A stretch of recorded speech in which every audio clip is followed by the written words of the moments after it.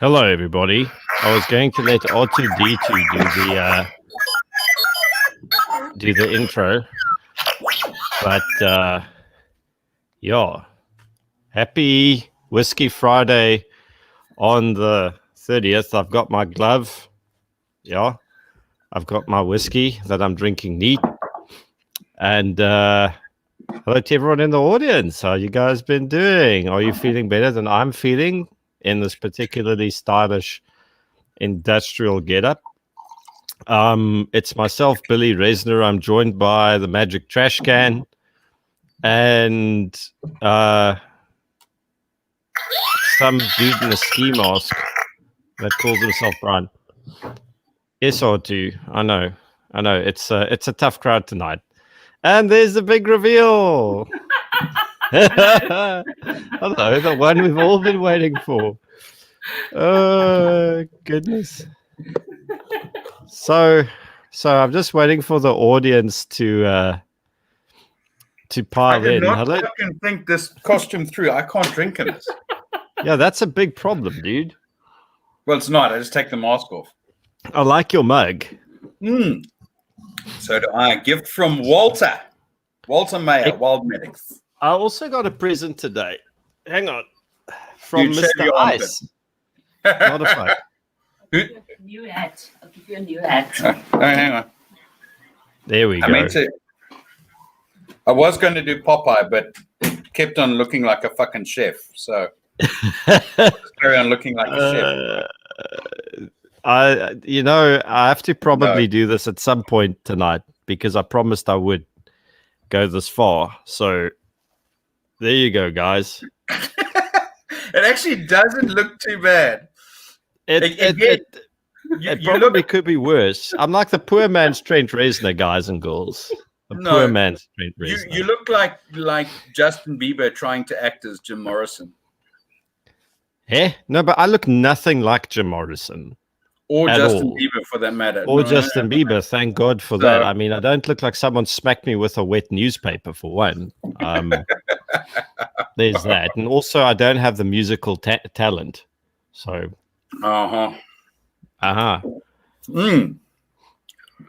Wait now, Jared Leto. The makeup does suit you. Yes. The makeup very, very much does suit. So tell me, people, Jedi Master Pocahontas. So many cool fucking references. How was everyone's week? Gideon, you look like you did get slapped with a wet newspaper, except it wasn't wet or a newspaper and maybe a little heavier. What the fuck's up, dude? With what? You need to be more specific. Well, it looks like you had a line of really bad cocaine and you're disappointed with the results. So why the fucking long face, horseman? There's a lot of stuff, I suppose. What happened this week? I forgot. It was a long week of a lot of fuckery going on. And we were supposed to have some cool stuff to talk to you by now, and I forgot all. I think, hit me up. Oh, you guys are in lockdown again in the UK, Morse? No. Where'd you get this?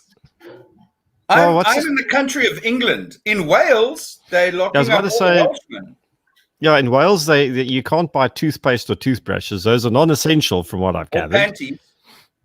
Really? Have they gone full retail? I have no idea. I'm sucking shit, dude.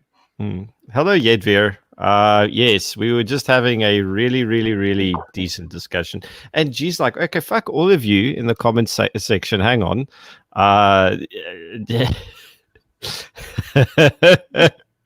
The makeup suiting me and all that. No. You really do, dude. You really pull that off fucking well. Yeah, the guyliner looks okay. The hair needs a bit of work. No, but it still works, though. It's just Mareike actually sent me this. She also sent gel, which my dog ate. I'm dead serious. I can show you the remnants of the container with his tooth marks in it. He actually ate the fucking gel. No jokes. So there's that. So Mareike, did you select your hair dye specifically to match that wig, or the wig to match your current hair color? No, the wig was the only thing that was available. Oh, That was like literally the last wig that I could find. That was black. Okay. Or I in just that style. This looks there a bit was less horrible. There was like nothing in that style left. Nowhere. Actually, no, Gideon. It seriously, it looked pretty cool. You can take the glasses off. And I just want to point out just one little discrepancy here. Of the three of us, you have hair. He actually has his own hair. I don't. You couldn't have sent me a fucking toupee? Yeah, but it's cross-border, right? You are in the land of plenty. You can find that a lot easier than I can. Oh, okay. Just I'm loving all the caringness there. The rebellious Ruth. I don't know. Jeremy didn't tell me he wanted to join tonight. I was literally with him at a cocktail party with the Fresca man on Tuesday. Last of last week. Yeah, it was the last of last week. Oh, that was Lynette that asked it, not Ruth. Sorry. See, I'm so behind on the comment section. How did you not get me earrings? Apparently, I wasn't feeling sadistic. Yeah, thank you. I really appreciate that. I do have a little bit of caring left in me. Okay. Don't give fires. Represent. I can get hair implants if I want. Yeah. Let's not even go there. Thanks, David. I like my mate too. Anyway, so how was your week in Marika? Because he's being fucking evasive. No, I'll tell you about mine, but let Marika go first. Marika go. Yeah. The Tabazimbi EFF ground force had a little demonstration at Pick and Pay today. All 5 of them? 20 of them. Oh, they've grown. That's very considerate because that's the same amount as the magazine capacity of an FNFL. Coincidence? Good observation to make. I'm just saying, is that a coincidence or is that a sign from? No, I'm not sure why they were upset.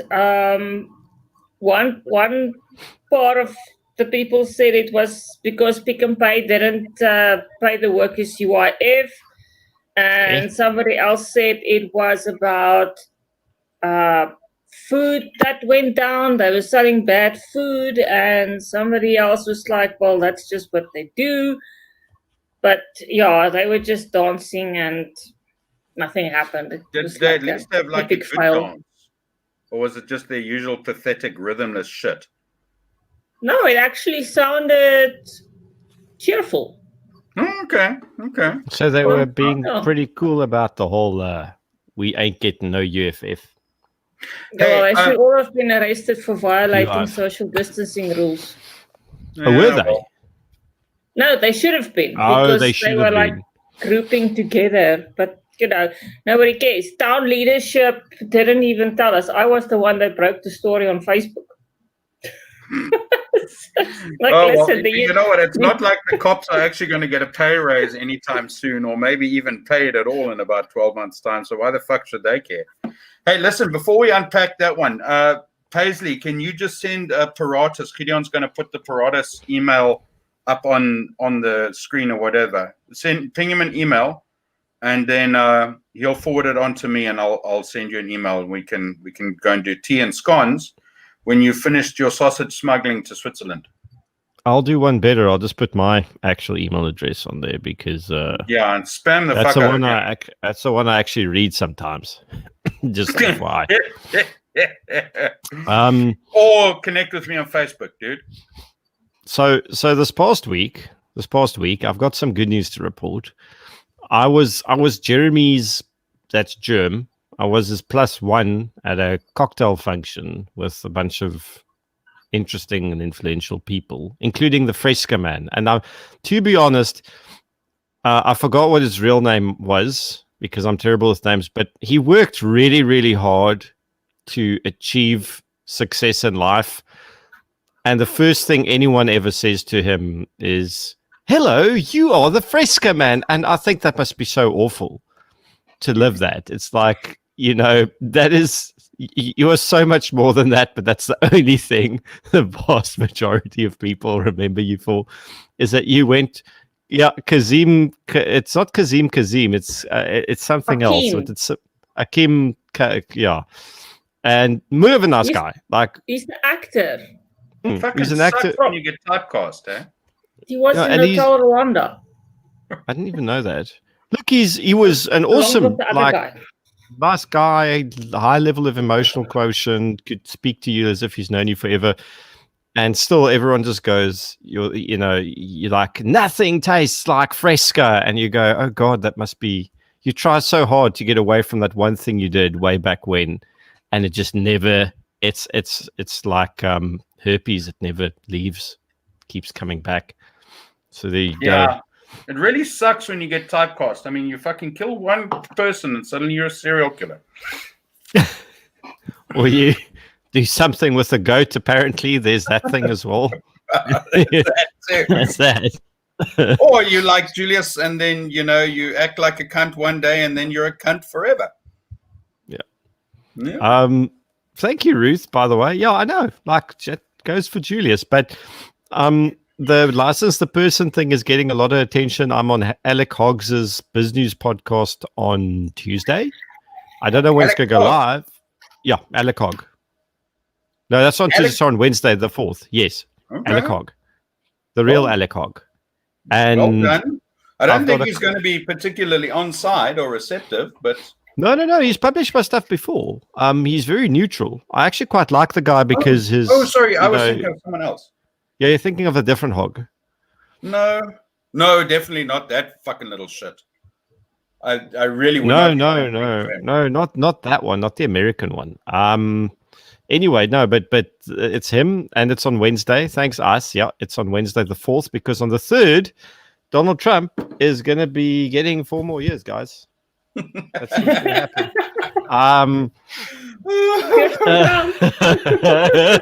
And if that doesn't happen, we're going to be, this is recorded, it's forever on the internet, but how badly I called it. But yeah, it cannot possibly be worse than the thousands of not thousands, but the multitude of so-called professional fucking journalists who had a good old laugh at the one person who called Donald Trump like a few weeks before the last election. So we'll see. Well, a lot of people are calling it now in spite of the polls, and this is an interesting, like, weird situation, because can you imagine they get it, because they're giving Joe Biden like a 85% plus chance of winning this. I mean, imagine they get it this wrong again, twice in a row. Like, well, unless they know something we don't. Well, but I'm trying to figure out what that is. But didn't they do exactly the same thing for murderous bitch last time? Right? Hillary, yeah, but they gave her like a 98% chance of winning. It was even worse, but Hillary won the popular vote. She actually won. The people have spoken, but they've got that weird state thing going on. Yeah, but fortunately, mob rule. Yeah, fortunately, they're a republic, not a direct democracy. That makes, thank God for small mercies. And here we go in the Republic of South Africa, right? But anyway. Yeah, but we're not a republic at all. I don't even know why they call us that, because we're a direct democracy. We don't have a Senate. We don't have anything that makes a republic a republic. I mean, Star Wars is a more real republic than South Africa is. And even that turned into an empire with an emperor. So even a fictional science fiction universe is more real republic than this country. Yeah, but that's just because Star Wars was a rewrite of the history of Rome. And it was pretty much, history repeats itself. What happened in episode 3 is what we're seeing the world over, or actually in the prequels, all the manipulations behind the scenes and this guy influencing that guy, and people just going along. Oh, we just want peace and security. Let's give the Chancellor more power, more power, more power, more power. And at the end, he said, unlimited power. So I have a question for you. And right. So last time, to Mareka's point, right? Hillary won the popular vote. Okay, but she didn't win the election. So here's my question. Has anything really profoundly changed with regards to their structure that would facilitate a Democrat winning the election this time? So even if old, Joe the kitty toucher, wins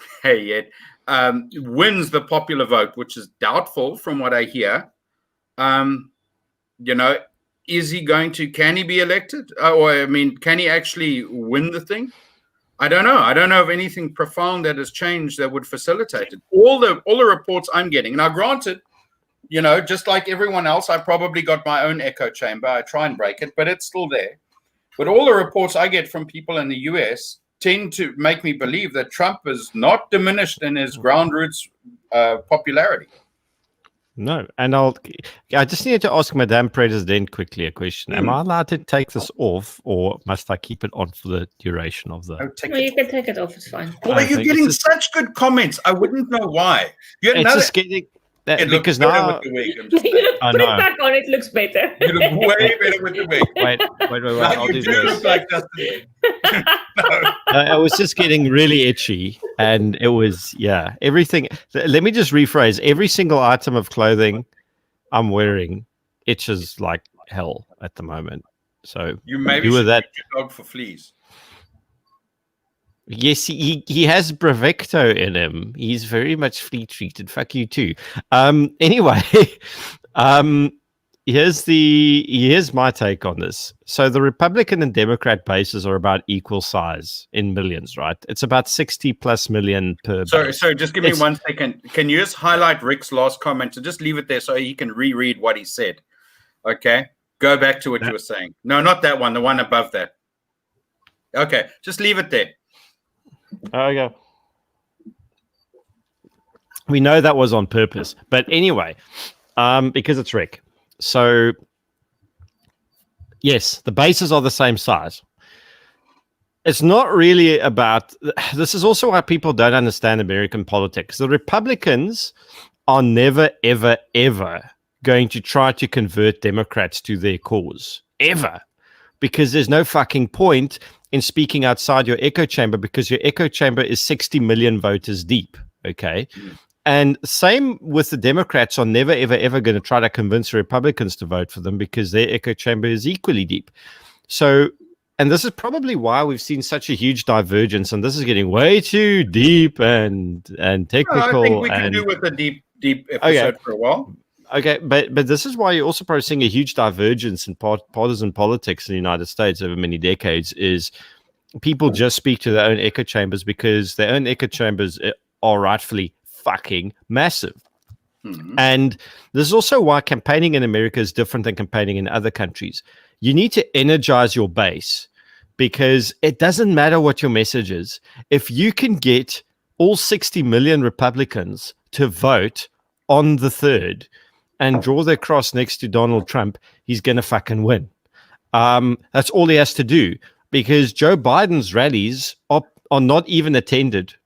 I mean, I have seen school governing board election bullshit stories. I've seen AGMs of really insipid NPOs better attended than a Joe Biden rally. I mean, have you seen his rallies? He's like 10 people there, and they're all in little chairs that are socially distanced. And little, like what's that show about the two brothers that catch ghosts again? Supernatural. Supernatural. Okay? When they put the little salt circles around shit so the ghosts can't cross the salt. That's what Joe Biden's rallies are. He's little salt circles around all the chairs, so the fucking souls of the people who he's boring to death can't leave. So he fucking traps them there while he rambles at them about how good their hair smells. Or I mean, the man's entertaining to listen to because he's clearly not okay upstairs. He's 80 years old. If he gets 2 terms, he will be 88 by the time he won't like that number. Yeah. It's And Kamala Harris is just creepy as fuck. She's creepier than me tonight with my fucking guyliner. But hang on, wait 1 second. So Brew asks, what's an echo chamber? Brew, it is a school hall where Joe Biden has a rally. That's what it is. But in all seriousness, it's go. No, Rick, don't worry about it. So, but that kind of leads me to my point, right? If you go and do an assessment on the information that you can look at as subjectively as possible, right? As objectively as possible, my bad. And you look at attendance of rallies and things like that, 100%. It absolutely looks like Trump has this in the bag. The media will never say that because Fox News aside, they pathologically hate the man. And you see it here in the UK as well.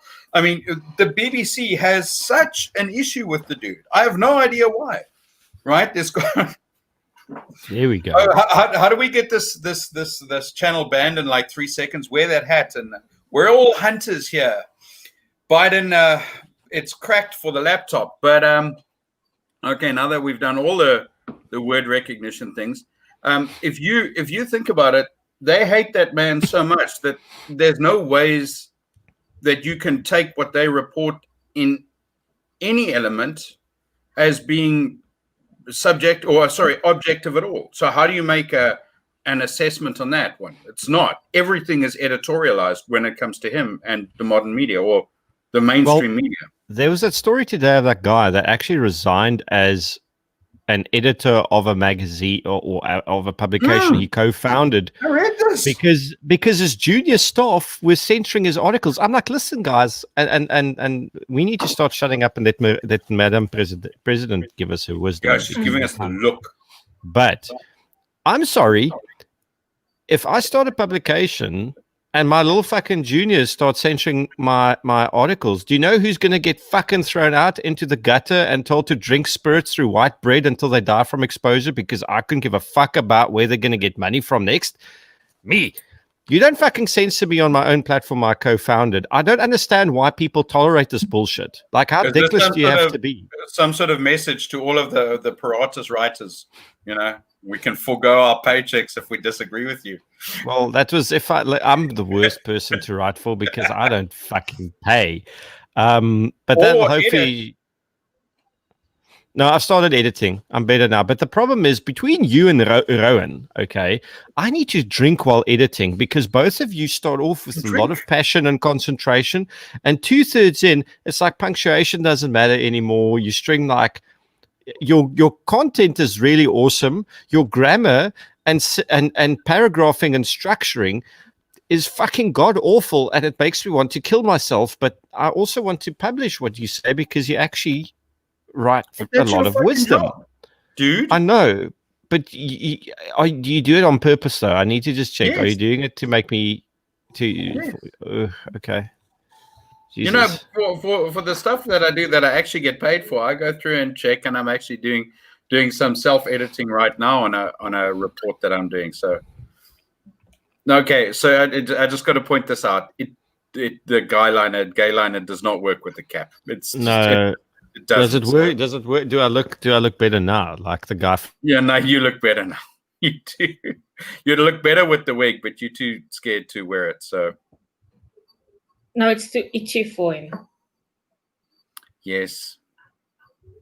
Which is why I didn't wear the wig. He's frozen. Oh, God, that was almost such a classic pose. No. I hope that wasn't the case.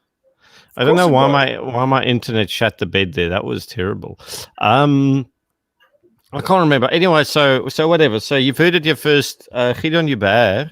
Can we make this a general Paratus prediction? Like, let me know if you're not in on it. But Trump gets 4 more years. That's my call. Well, I'll listen to Madam Presidenta, and then I'll come back with something. Episode 1 of season 2 of The Mandalorian came out today, and that was a nice show. You need to. Okay, so can I confess something really horrible? Yes, I know you haven't seen it. No, I actually, am probably going to watch Cobra Kai first because I really like the trailer. It looks really fun. It looks like a lot of fun. I've watched both seasons. It's excellent. Okay. And then I will have to start Mandalorian season. What are we on, Marika? If you haven't seen season 1, then you obviously have to do that. But the good thing is you can get all of them in one go now. Season 1, and then season 2, you will have to, watch it one by one, because Disney doesn't release it all at once. You really fucking trying to get out of the question you were asked. What is your prediction for November the 3rd? I think What's-Her-Face is going to win. What's her name? Jo Jorgensen. That's the right Joe. Joe Kitty Toucher. No. The Libertarian candidate. The only chick who's actually running. And you know what? The Libertarian Party has grown really nicely. Gary Johnson took them from like 1.4 million votes to 4.4. So he basically grew the party by like 300%. That's pretty decent. And I'm hoping that they just need to stop having candidate conferences where the people who want to lead them wears a fucking boot on their head and looks like an unshaven, unwashed fucking homeless person. And then maybe more people will take their ideas seriously because they've got really good ideas. They do. No. If the Libertarian Party wants to win, they should put the Polosopher as their primary candidate. I'd fucking vote for them even though I can't. Yeah. By the way, Yed has a very good question for you. This has to do with. I saw that, but we're answering the 3rd of November thing. So we're waiting for, all of us to provide a prediction. I hope Trump is going to win. My common sense is telling me Trump has to win, but I don't know. The conspiracy theory in me has seen way too many movies and way too many series to know that there's actually, stuff going on behind the scenes. So it won't surprise me if we have a real life designated survivor kind of situation. That would also not be a bad thing. I mean, chaos is good, but let's hope it's just the right designated survivor. Trump should win. So I'm going to add to that before I answer Yed's question, because it's a very cool one. I've actually got a good answer for it. But let me focus on the Trump thing. So if everything goes to everything I have seen from as an unbiased source as possible, Trump wins. Really, Trump wins. Cheers, David. And I sincerely hope so for the country. It would, well, no, let me not put my personal feelings on that. No, dude, that's what the show is all about. Like, come on, put your personal feelings I want to have a little bit of sensibility here, right? So if you want to look at it as subjectively as possible, it doesn't really matter what your feelings are about whatever candidate. I cannot stand Joe Biden from a personal basis. His politics aside, the man is a complete self-absorbed he's a arsehole. Fucking pedophile. I mean, and that. But and he's got the attention span of a goldfish. That's an issue for me. But shut up, stop interrupting me. But seriously, trying to be as subjective as possible, Trump wins. Okay, cool. It would be epically cool to see the innumerate tantrums either which way, right? Because make no mistake, if Biden wins, you're probably going to see some footage of some, tantruming people from Trump's side of things. All of it's going to be fucking entertaining. It's going to be, I'm just here. What's that protest sign? I don't really believe in anything. I'm just here for the violence. I'm just here for the screeching. You know what, right? As funny as this sounds, you know what America needs right now?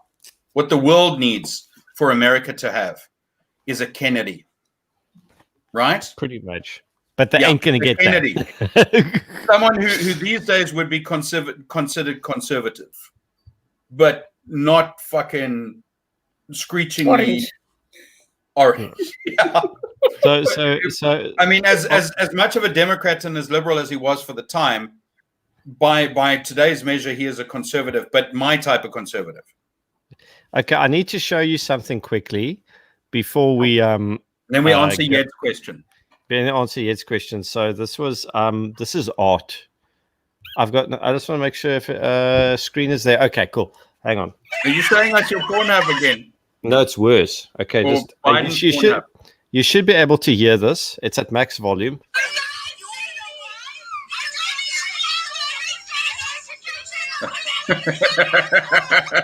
That's the liberal meltdown from last time, right?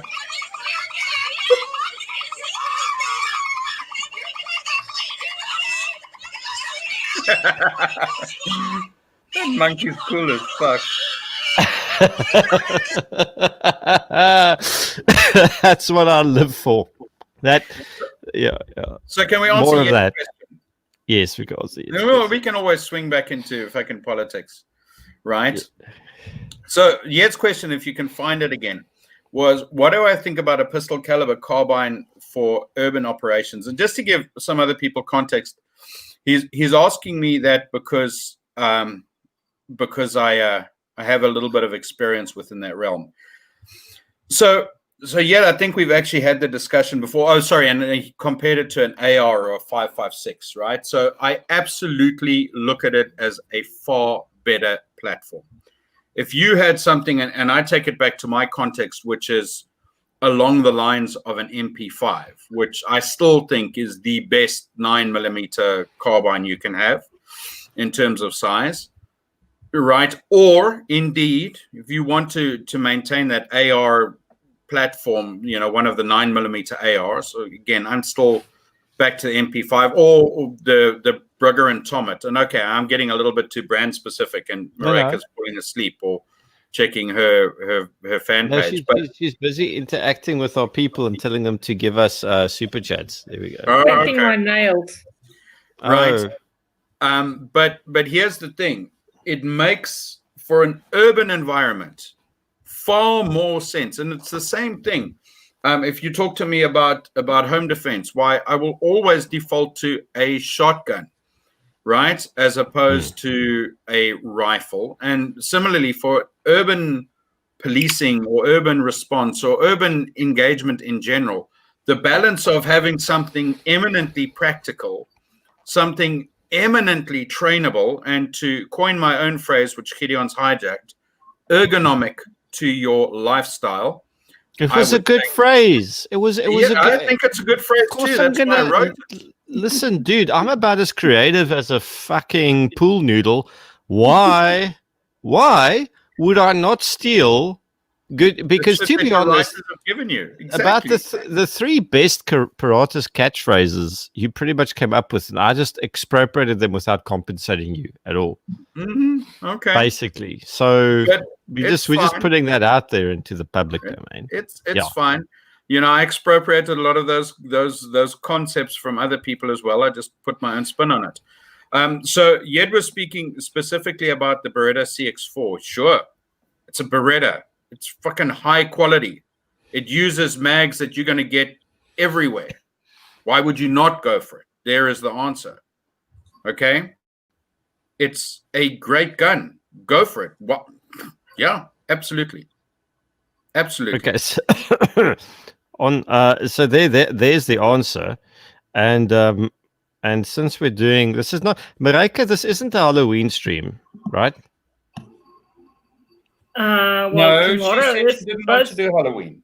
Tomorrow is supposed to be Halloween, but this is because I missed Rage. So that's my justification. Yeah, but Rage was going to be online now. That's kind of stupid. That's stupid. Yeah. Okay, so hang on. I need to. So for Stefan, hang on, Stefan. I got your jam, bro. Hang on. You're gonna give the man a raging boner now. There we go. So we got that. Let's see if we can get this thing delisted and demonetized. We just have to talk about Hunter Biden and his porn channel and his crack addiction and his lost laptop. Yeah. And by the way, there's someone on the comment section mentioned there's a new version of that monkey thing that has more snowflakes on it. And I actually saved it. So hang on. It's worse. You know, it's not fun when you do these searches on your phones. You should do it on your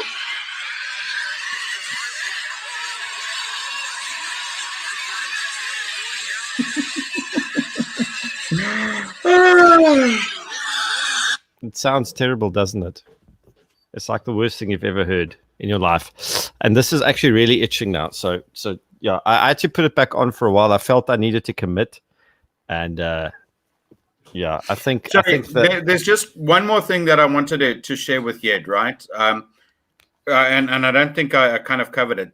The difference between having a pistol caliber carbine, right, and something in 5.56 is you can afford to go and train the fuck out of a 9mm far more readily than you can out of a 5.56. And especially when you have a whole bunch of people working for you, you know, when all of them go and train, especially when you want to be decent about the staff that you have, and all of them go and shoot, you know, training packages of, you know, I don't know, 15,000 rounds. I'd far rather spend that in 9mm than I would in 5.56. And again, with your knowledge of the industry, I would go and look for a few of the POF. That would be the Pakistani Ordnance Factory MP5. They're made under license, so they're not knockoffs, right? They are really good guns. Is what I carried when I was in Afghanistan. They are as good as the HK ones. I'd go and look for them, and then I'd go and get a couple of GSGs to do my basic training with and that sort of stuff, my integration work with, and that's what I'd run it. The thing I need to ask Marika, since we now segued thanks to Jay, I never watched the new Battlestar Galactica. I watched the old one that came out in like the 70s or early 80s. Do you remember that? It had the Cylons, the stupid robot things. I watched the new one and the mini-series spin-off of that. It was quite good. It kind of lost the plot somewhere along the line, but it had some good. It had some good libertarian quotes in it. I remember there was one pretty cool one from Admiral. What was Adama. Adama, yes. He had a pretty cool one about, like, if you use the military to police the public, and everyone becomes an enemy of the state or something similar. That was actually pretty cool. Yeah, I remember. Okay, yeah, the Cylons all went by your command, and it was horrible. But what? Used to talking to a fan to say like a Cylon. Yeah, that was pretty bad shit. And then I always, and this is a real confession, I always assumed Starbucks, the coffee company, had some weird fucked up connection to Starbuck, the Battlestar Galactica character in the original. But it still might. I mean, I never Wikipedia'd this, so I do to this day not know the origin of Starbucks' name. And no, I'm not going to Google it on the stream tonight. Fuck all of you. That's not happening. Forget it. And by the way, Stargate issue 1 was fun. I digged. Digged. All the Stargate was good. They were. The original movie was good. SG-1, SG Atlantis, SG Universe was a bit weird, but good in its own way. Yeah, it was good. And I do like the Nimitz class aircraft carriers. Yes, but I would not do F-35s because they're terrible. And it's previous question, and because it's an over-engineered piece of shit. It can't do what the A-10 does, but it's more expensive. It can't do what the F-15 does, but it's more expensive. It's not a good air superiority fighter. It's not a good. Better than the Harrier? I don't know, but here's the thing: Warthogs and Hornets. That's all you need. Yeah. So exactly. And here's the thing: it's not a good air superiority fighter. It's not a good interceptor, and it's not a good ground attack aircraft. It's mediocre at all three of those things. And someone at Boeing thought, we'll build something that's mediocre at everything, and then sell it for a ridiculous amount of money to the US government. And just to show you, there's probably corruption there too. No, there's huge corruption in the so-called military-industrial complex. Are we allowed to say that? Probably. I don't know. Military-industrial complex. Woo, scary. It's a scary word. Friday for pre-Halloween. Scary term. Complex. So I would not outfit on the MITS carriers. I would bring back the F-14 Tomcat because why? Fuck yes, because it's why? Just because of the Phoenix? No, yes. just because it gives me a hard on to see it. And besides, it's got superior payload capability to the F-18, if I remember correctly. It carries more. And it's the only airplane that can carry a Phoenix. Let's contextualize. And also, its wings go like this. Yeah, it has. Let's contextualize this, right? You would rather have a 45, a 1911 45, not a Glock 45, a 1911 in 45 ACP with an extended mag that may work over a Glock. Yes. No. F-14 versus F-18. No, but the F-14 is more like a Glock Gen 1, really, than anything else. I mean, it's a 1911. It was the next generation of carrier-borne aircraft when it came out. It was really good at what it did. It was a really good fighter aircraft. It was not as efficient as an F-18. It had bigger engines and all sorts of other cuck, but it was good. It was fucking awesome. Well, I will grant you that if you tell me its primary objective was to make epically fucking good movies. Yeah, totally. Then yes, best aircraft ever. Yes, but carrier-borne, God, it's a hard one because it is. Here's the thing: the Republic of Malaysia doesn't care about aircraft carriers to extend our reach. Okay, we'll have F-15s, and yeah. Can we? Just if we are all about collecting the epically fucking iconic aircraft, can we also have a few others? Like an F-4 Phantom. Yeah, why not? The Japanese still use them until recently. In fact, they might still use them, but it's Pel Presidente is cool, really. Why don't we just go all the way back and get ourselves a sop with camel? That would be cool. I could go in with that. and a Hawker. Rick McNamee is just dropping it. Fuck off, Rick. You are smoking something that you shouldn't be. You've mixed your mushrooms with the fucking mushrooms you bought from Spa. Okay? It's the wrong fucking mushrooms, dude, if you think that. Are we getting the Roy Falk or are we getting Apaches? Please, not the fucking red tampon. Let's just go with Apaches. Thank you. Because the Chinese already... if you want a Roy Falk. Yedvia wants us to buy Russian shit. Look, they're good stuff, but good airplanes. But we can have half a squadron for disinformation campaigns. No, but why would we buy MiGs if we could buy Sukhois or Yeah, exactly. The Sukhoi is probably a better airplane. Su-27. And all of our transport helicopters must be Russian. Because suck a dick, there's no fucking transport helicopter that comes close to MTVs or the Mi-26. I'm trying to think of one. I'm trying really hard. There isn't. There is no Western helicopter platform that can lift what that bitch can lift. Oh, this is true. Nothing. By the way, Ahmed is making a fucking on-point comment about... China looks like Nazi Germany. Apparatus, China looks like Nazi Germany. Yes. Okay. What's happening with the Uyghurs? I presume that's how you pronounce it. Is it Uyghur or Uyghur? Or Uyghur? It's the Muslim minority in oh Jesus, it gets even worse. The Xinjiang province. Mm-hmm. It's the thing that starts with the X. It's Xinjiang. I'm not even going to try pronounce that because everything I'm doing right now is a fuck up. But it's in the West, and there is a Muslim, quite a large, substantial Muslim minority, and they're all being put in concentration camps. For real. I mean, and the world is just like, yeah, okay, no, we're not seeing that. But it was the same in where was it, in Syria, right? When those ISIS cunts started to execute was the Yazidi? Yazidi. Yeah. Yazidis. Right? And what happened? It was like, yeah, fuck it, we don't care about them. Exactly. Fucking. So hang on, we're going down a depressive lane. So Ruth, she wants to now talk movies because we made the Top Gun reference, which, yes, Rick, I agree with you on lots of shit, but not fucking Iron Eagle. Black Hawk Down was epic.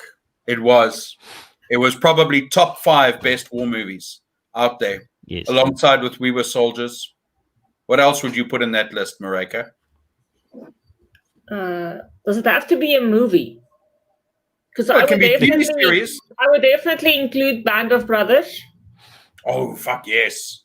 Yes. And Saving Private Ryan. Up to a point. Not quite with you on that one.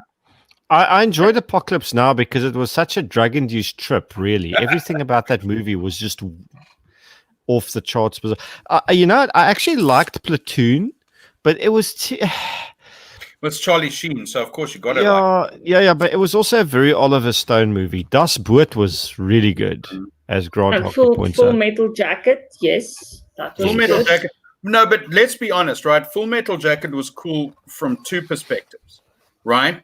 That fucking awesome cinematography. I don't think there's a movie in the world that beats that for cinematography. And the gunny. Aside from that, it's kind of like and Animal Mother. Yeah, Animal Mother's cool, but and the actor who plays him, I forgot his name, is actually a really cool guy. Yeah, he is. He also plays in The Last Ship. He's a Baldwin, but he's not those fucking Baldwins. Yeah, no, he's an unrelated Baldwin. Adam Baldwin, but he's got fuck all to do with the Baldwin brothers. But he's a and he's a legit libertarian, and he's best war movie ever, Tropic Thunder. It's settled.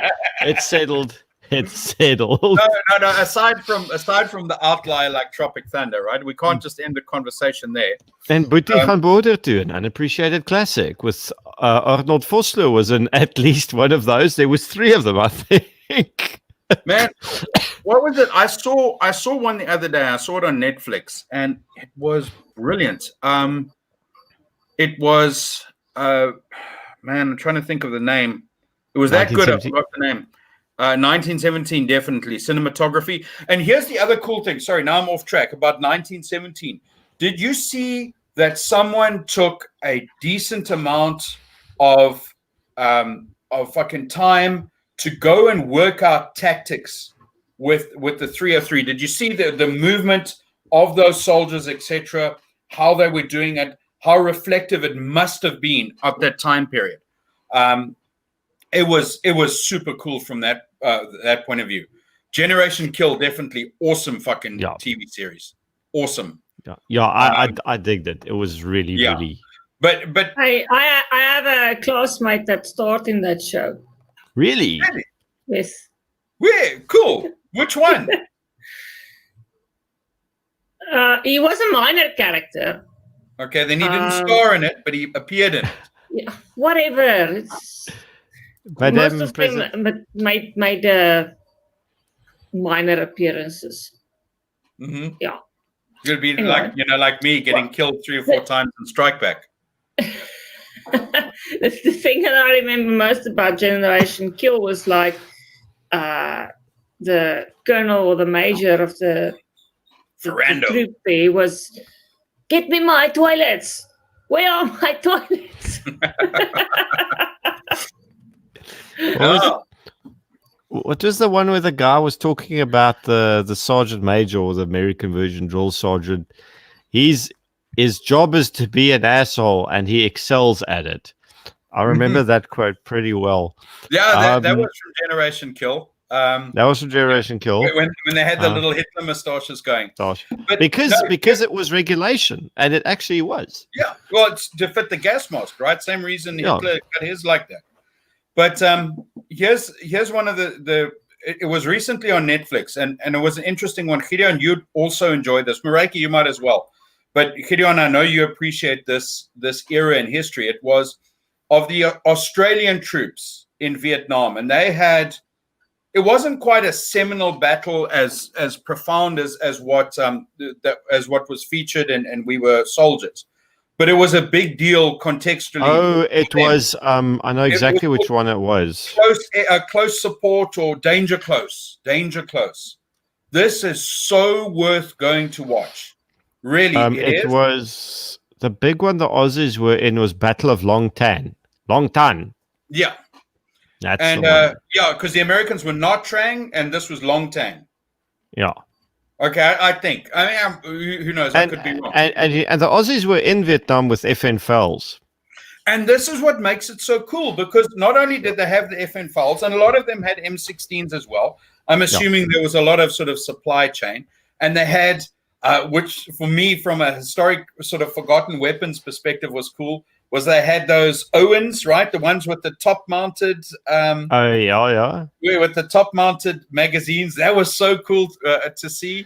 And they had some Sterlings, some legit Sterling. All of that just made it so really awesome. I geeked out a little bit, but it was a good story. It was well written. Danger Close is its name. It's really worth going and have a looking at it. I mean, Netflix might not be the best, and I don't have a Netflix account anymore because of the cuties thing, but if you can get a copy somewhere else, just go do that. Oh, you know what? I forgot about Pedophile Central. And before we talk about that, I need to listen. I'm not an amateur. I'm just apologizing to the president ahead of time. I actually did bring my bottle with me. Hang on. It's within reach. Okay, but it's empty. So you're still an amateur. I didn't plan well. There's a difference. Human error. So I'm just quickly going to go fetch. But just before we keep talking about pedos, really cool topic. This is so getting. I was doing the fucking war movies. Yeah, you look at the horror movies. I'm doing my level best to get us kicked off YouTube at this stage. I can. I've got 2 words. Herd immunity. Ooh, fucking Team Sweden. #scandemic, bitch. There we go. I'll be right back. So listen, whilst he's fucked off, in the comments, right? There also a movie. I've got it on Prime. I don't know if it's anywhere else. That's really cool. It's about the Irish military or Irish army's deployment in the Congo.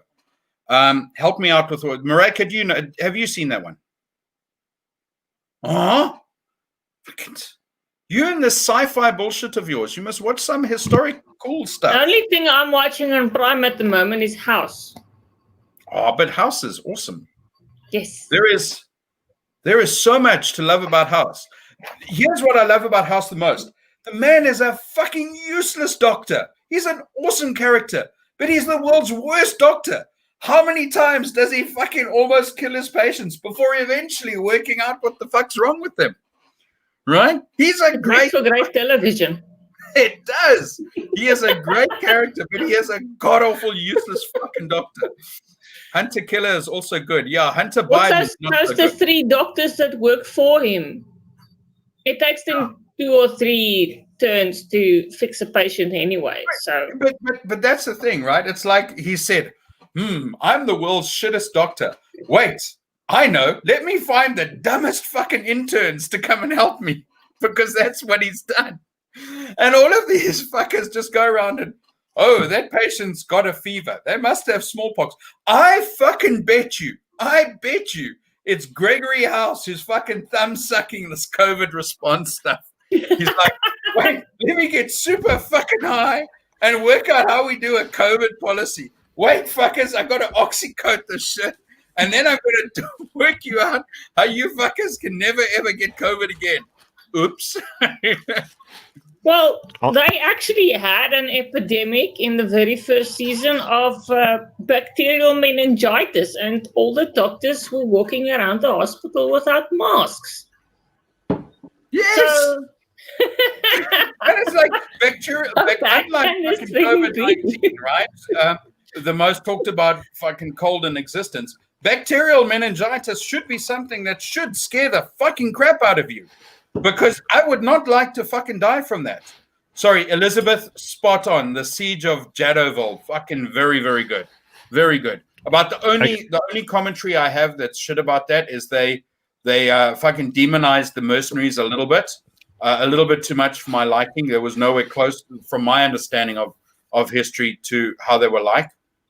But other than that, it was a awesome fucking movie. There was something I was going to say about mask life, right? The past week, 2 weeks, I can literally count on the fingers of my one hand the number of establishments that required me to wear a mask.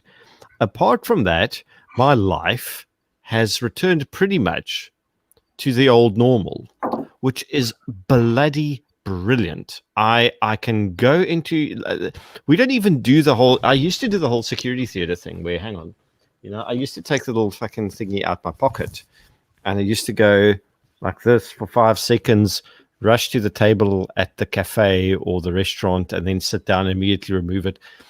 No one gave a fuck. Now it's a case of you walk in and you don't sign the COVID register, you don't sanitize your hands, you just make a beeline for a table. The waitress pitches up, she wears a mask, but whatever, gives you your menu, takes your order, fucks off, brings you it's brilliant. It's absolutely brilliant. Love it. It's pretty much like what it's here now. Yeah, well, it has been since I've been here. Yeah, there's a few, like there was a case of a weird creature from Switzerland, giving me shit about how windy sausage dogs. How windy it's because I'm wearing guyliner and I'm trying to do the cheap man's razor fist. Okay, that's the reason. I can focus on your question. Weird douchebag from Switzerland, yes? Yeah. So weird douchebag from Switzerland is like, where's your mask? I'm like, in my car. And then I don't know if I was telegraphing sufficient passive aggression, but we didn't interact further beyond that point, which I prefer. But it's a lot of cases where I hear stories of people being like confronted in public by the mask Nazis, and they just go, "Would you mind your own business, or would you like to add a common assault charge to my day?" And then they go, or you just tell them, "I'll come closer and cough on you if you like." There's so many ways around it. It's come closer and bukkake your ass. Yeah, like it's the thing that gets to me is there are so many people who are supposedly intelligent, but I actually think they're a bunch of dumb fucks. And if they're watching this, good. They're not, because they're not a fan of our work. Who go like, yes, exactly, like that. It's a case of, you need to wear masks because you need to be considerate of other people. I'm like, no, fuck you, I don't. Okay? Other people should have immune systems. Never in human history have we shamed people for behaving normally this much. It's a case of, but if you don't wear a mask, you're unnecessarily putting someone at risk. It's like, listen, every single thing I do by just living puts people at risk. The fact that I drive a car puts other people at risk, theoretically. Go, Brian. Okay, so I have two questions for you, right? The first one's a short one, right? After this, there are a couple of questions that I'd like to answer in the comments. Okay, may I? That's yes. The first question, but I'll answer it or address it later. Second, the second question is a longer one. Define racism for me. Yeah, where did that question come from? Just go with me. Go with me. Don't be scared. Or was it in the comments? Don't be scared. I'll be gentle. I'll use lots of lube. No, I'm just trying to find it. Don't Google it. Define it. Top of your head. I thought you were answering. I thought it was a question in the comment section. Let me define racism for you, because you're fucking delaying whilst you try and think of a response. Broadly speaking, it's assigning a characteristic or a behavior trait, usually negative, to a person or group of people based on their race. Okay? Yeah. Based on a collective. Yeah. Right? It always has to be based on a collective. Behavior traits to a group of people based on a collective for that group. What defines them as a group? Now I ask you, why do we wear masks? Exactly. And I'll leave it there. Now let me get back to those questions. Think about it, Mareka. Don't worry, you'll get it there. Okay. I want to answer some questions, if I may. So Rick was asking me if he didn't know I was in Strike Back.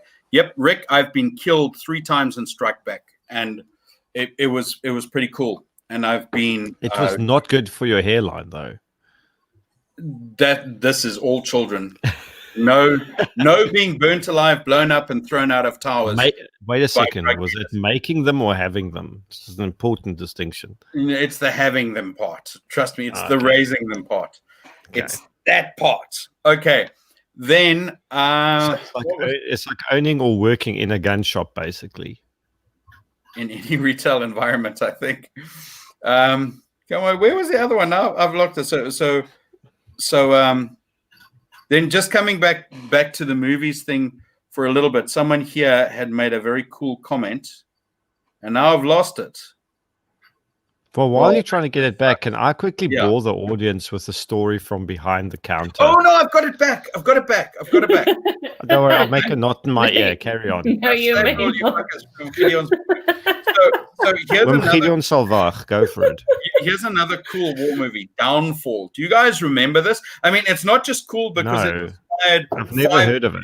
12 YouTube memes of Hitler, describing whatever calamity on a map. Okay, but Downfall is, well, it's literally about the downfall of Berlin, right? The sort of the last time period, that entire time. And I was first sent this movie on DVD from South Africa, and I've got to give me a little bit of context. I was in Khost in Afghanistan at the time, and my wife sent me a care package, which she, sent to Afghanistan with a friend. How do you spell this place in Afghanistan? I need to find it. Khost, Khost. Okay. So I was sent there to do a little bit of training for our PSD teams who were there. And then whilst I was there, the project manager of the place said, "Oh, well, we've got someone fairly senior here. I'm going to go on leave." So he went on leave. Great guy. So I said, "Well, you know what? It's about 4 weeks until I'm due to rotate home. I'll sit in here and do all your admin shit and all of that for you." Okay. So he goes off on leave, and it's all cool, and I'm doing his stuff for him. And then my wife sends me this little care parcel up, right? And she sort of sent it up with, she sent it to a friend of mine who was coming up. He got delayed a few weeks. So he came up, and he arrived in Afghanistan about 2 weeks before I was scheduled to depart again. Anyway, he had this parcel. So he gave it to this guy, this project manager, who was now back from his leave. And he was coming back to go to Khost on a helicopter that I was going to fly back out on. And she sent me this parcel, and it had, a whole bunch of movies in it. And he, the helicopter never arrived. We eventually, did all sorts of missions looking for this helicopter, and it had flown into the side of the mountain. All of the people on it were dead. It was very sad. And my care along with your movies, along with my movies, right? Except for fucking one that I got out of it was a DVD copy of Downfall. So I watched Downfall in Khost. It's really fucking morbid because of where this DVD has come. And the night I watch it, and it shows this epic sort of bombardment scene as the Russians are shooting the crap out of fucking Berlin, right, in artillery. And what happens? Fucking Terry Taliban decides, fuck that, I'm going to give you the 3D version of Downfall, right? And they fucking shot the shit out of us with BM-21s. Like the first and last time these cunts could fucking hit the place we were at. And boy, did they fucking hit it. So I had to watch it in the bunker. I was very unpopular with everyone else in that bunker. So you have a very emotional connection to the movie Downfall. You have a very deep emotional connection to the movie Downfall. People, there are actual people that 3D fucking experience, dude. I was going to say there are people that actually died to bring you that film. Yeah. That's actually I'm not even going to DVD copy anymore. Which is probably pretty fancy of me. I need to give a shout out to Elizabeth for bringing this movie up because I watched it in the cinema. It was absolutely fucking brilliant. I have been trying for probably 17 years plus to get a copy of it on any form of whether it's just never it was never released on DVD. Can't find it. Can't find fucking 13 Days, dude. I'll send Can't it to you. find it. Do you have it? Because it was one of my I'll send it to you with a dude in a fucking helicopter. How's that? That's excellent. I think Mareike had a moment there for 13 Days. 13 Days. Can I make an observation on 13 Days? 10 plus 3. Yes. Yeah. Can I make an observation on 13 Days? And I can make this with accuracy. It's kind of in the environment I worked, right? It's fucking dead on accurate. They could not make a more accurate movie unless it was a fucking documentary. And there is a good documentary, and I'll give you the name of that documentary just now, right? And by the way, just to tell everyone, no, this is not a zombie apocalypse movie. It's a movie about the Cuban Missile Crisis. It has Kevin Costner in it. Sorry, I'm thinking of the wrong fucking 13. I'm thinking of 13 hours, not 13 days. My fucking bad. I've had too much. Oh God, thank you. It is on that platform, which I am not going to mention for fear that it gets shut down again. But it's there, so you just don't know how to search. Can you spell this platform for me? I can, me mighty. That one. It's a Buccaneer Cove. That one. Oh, they're up and running again. Because last time I checked, they were down. How do you think I watched The Mandalorian? Okay. Hang on. Cool. But isn't The Mandalorian free to watch on Pedophile Central? No, it's Disney Plus. Oh, why? Because it's Disney. I forgot that Disney owned Star Wars. There was a brief moment in time now where I blissfully forgot that the fucking mouse owns the Star Wars franchise. And boy, did that rodent rape it. Yes, like I think The Mandalorian is the only good thing that came out of that sordid union. Yes. The Mandalorian is excellent. It's like what Star Wars was meant to be. There was a story today about a Pakistani child bride being forced into a marriage with a much older man. That's pretty much what Disney and Star Wars is. It's a forced, sordid, unholy union that only one party is benefiting from. And I was just thinking, plot and storyline. No. What were you sniffing when you watched this shit? No, fuck. I was not on any sort of drugs ever. No. But I see I wasn't the only person who mixed up 13 days and 13 hours. But I have seen 13 days. And I will find your copy here. It'll probably be a whole lot easier available if you want to have the sort of CD version of it. In addition to whatever you download. Listen, you are much better at exploiting certain things online. Can I pay you? You're talking to Mareike now, right? I'm sorry, what? What? I will find you the CD just so that you can have the actual physical DVD, so you can have the physical pleasure of holding it. Of 13 days? Yes. Does it exist, though? I'll find it here. Trust me, if anything written or printed exists, it's available here. By the way, Wendy, I'm only talking quieter because I'm trying to not to wake my dog up. Because he's put himself to bed. Not his shit, his stuff. Yeah, he's chewed 3 cables and a tub of hair gel that Mareike sent for my emo wig that I was wearing earlier. You can rewind the stream and see me in all my Trent Reznor glory. So Rick is having an interesting conversation here, which not about hair gel. So he's talking about the movie 12 Strong, which I so wanted to enjoy. 12 Strong, for those that don't know, is about ODA, which is what they really call the Special Forces teams. That these were the people who actually won the war in Afghanistan, not the American Army, the American Special Forces, right?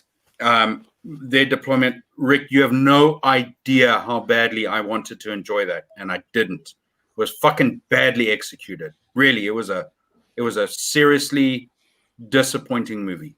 You want to talk about movies or series that they made super realistic and super well done? 13 Hours would be one. People might not like it, but the SEAL Team series, certainly the first season that they have on TV now, that's super well done. An old BBC series called Spooks.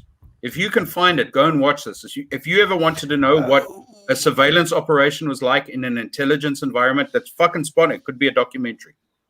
Okay, but this was when the BBC still made shit worth watching before it became, we need to redo Shakespeare and put multiculturalist, gender-swapped disabled people into roles that...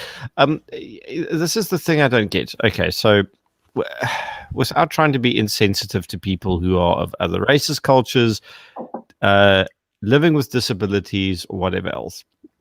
Okay, Shakespeare lived during the time of Queen Elizabeth I. So we're talking the late 16th century, essentially, okay? Second half of it. And early part of the 17th. Okay, so this was a time when people didn't understand what potatoes were, tomatoes were new. There were pirates. There was the primary cause of death was tooth decay that led to bacterial infection that fucking killed you. Life was fucking interesting and horrible. Okay, and the vast majority of Britain, about 99%, were white, and you weren't disabled mostly sort of because people that had disabilities didn't tend to live very long. This was the other horrible part of life. And, you know, if you made it past 70, you were considered to be extensively long-lived, not just, you know, entering lower old age or end of middle age, as it is these days. The fact that the BBC feels a need to re-engineer history to be more woke because that's somehow more sellable kind of loses the point. Guess what? History is full of uncomfortable shit that happened to a lot of people. I mean, we used to hang them up in cages outside city gates if they just did. Like, if you stole a horse, that would be an executable offense. I mean, it's not just, oh, by the way, you stole a horse, we're just going to fuck you up a little bit and let you go. It's like, oh, no, you stole a horse. We're going to fucking kill you, but horribly for it. So they tied you to 4 horses and pulled you apart. Yeah. Oh, and they put you on a bed of pins and needles and slowly squashed you.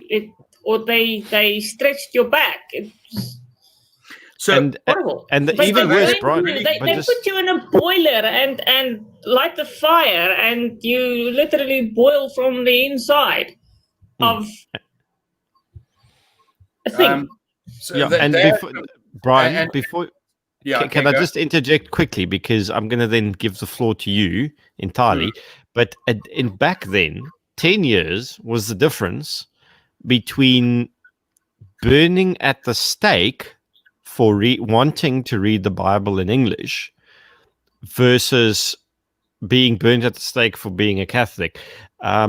That's how quick shit changed and how extreme it was. So with that borne in mind, carry on.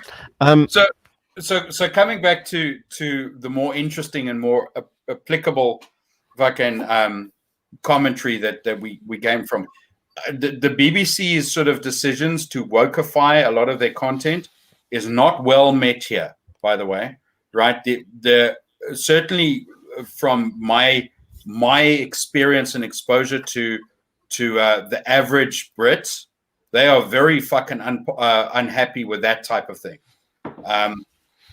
They're a unique breed, but BBC is not winning itself any friends. I think BBC's decline started when they cancelled fucked up the real Top Gear, but it's definitely, you know, since then they've never regained their popularity with their own, you know, fucking who should be their core followers. So I think that's a result of stupidity and policy as opposed to a reflection of what it's like here. Does that make sense? Kind of. And coming back, someone had a cool question here, and I've got to go and find it again. Rick was saying that The End of Watch is his favorite cop film. Absolutely, it's a great film. Really is a great film. Did Marika just decide to fuck off? Yeah, I think she's getting a refill, or she's letting the dog out. It's usually one of the two things. But on that bombshell, there was something I wanted to. Oh God, I can't remember what I wanted to add. Someone made a good comment. Hang on, let me just scroll through. By the way, they fired Jeremy Corbyn. Yes, that was pretty. And here's the thing. Can I be quick? Very controversial. Quickly. So, if I was in the UK, I would obviously vote UKIP because the Tories are a bunch of decklist statist scum, and Labour are the same but worse. So because the Tories don't want you to have guns and Labour doesn't want you to have guns. It's only UKIP that actually has this sort of libertarian outlook on life. And I don't know if that's gone fucked up after Nigel kind of left, but... Well, I don't know. To be honest, I've not heard a word from them here. Really, not a word. I will say this. Can I sound like super fucking controversial? If you want a politician who works for you, who feels like they have to fucking get off the ground and hustle, certainly where I live, right, those politicians are called Liberal Democrats. And believe it or not, I'm actually impressed. Are councillors. I'm talking about fucking politics that matters. I really give a fuck about national politicians. They are all useless in every single country in the world, right? But, let's talk about government that touches people. Certainly here. But not like Joe Biden touches people, hopefully. Not like that, no. Sorry, I had to. I'm just waiting for Marika to bring the lightsaber out because that's what everyone is waiting for. Be actually prepared to engage with you and, hey, listen, they're quite straight up and say, I might not be able to sort your shit out, but I'm certainly gonna try. And they do. I agree with you, and I'm glad. Like, I never thought the Lib Dems were like that, but I love how Marika's lightsaber looks on the screen. It's cool. It looks so real. I love the fucking sound to it. Oh, that is awesome. I dig it. Want to hear something scary, Gideon, just about UK politics, right? If you gave me a straight up choice between this fucking idiot who's the mayor of London. Oh, what's his name again? Oh, Khan. Yes, him. Right. If you had to give me a straight up choice, who would I want to win in a fucking dogfight? Right, him and Bojo, Boris Johnson. Right. Of course, I want Boris to beat. To win that fight. Let me put it that way. But when you look at the two speaking next to each other, you can't fucking help but think. Boris, they're the same shit. Yeah. Khan he oozes fucking charm and leadership. And I mean, you want to look at him and say, fuck yeah. And you want to look at Boris and say, get a fucking haircut. Okay. So if Yed is still on the stream, I know that Sadiq is Pakistani and not Indian. Okay. But bear with me. You're all technically from the fucking Indus Valley. You guys are slick. This is why I've got Yed on my team, because he has the gift of the gab. He has a stage presence and an ability to communicate that I don't. And has he made you curry yet? Has he made me what? Curry yet? No, but he has. I'm not going to say he's threatened to. You haven't fucking lived. Shush. I know. Yes. I know. There was something where we wanted to go with this discussion before Marika's lightsaber completely distracted me. Sorry, whilst you're thinking, I just want to make it clear. I think Sadiq Khan's policies are fucked up. Okay, I think the man is a doist. Don't fucking get me wrong. but he's a charming one. He's fucking If you want to look at appearance-wise, man, he ticks those fucking boxes. And you know what my worst thing is, Boris looks like a fucking sack of shit talking. I'll admit this live on this channel is I was quite a Bojo fan because I thought he would have that same commitment to principles that. And listen, this is going to sound weird to people who don't understand because I'm not the world's biggest Trump fan, but I have to give this to the guy. He's committed to his principles. You might not like them, you might not agree with them, they might not be your cup of tea, but he has demonstrated a commitment to his principles and his promises. I mean, he's building a fucking border wall. He's brought manufacturing home from China. He's done all the things he promised to do, even though libertarians disagree with his protectionism, which I agree economically is not defensible, but politically is. This is the major difference. We live in a world where shit that doesn't make sense on the one hand makes sense on the other, and I'm not even trying to be pragmatic about it. Boris Johnson has been the single most disappointing political figure for me of the century and of my memory, because he was aiming to be all of that for Britain, pro-freedom, to a much larger degree than fucking Theresa May, much more so than what did they call him? The pig fucker. That dude, I can't remember. David Cameron. Okay, the David Cameron, the great disappointment. Certainly more so than Tony Blair. He was put out there to be the next best thing since Margaret Thatcher, and he just funny story about fucked it up. Funny story about it.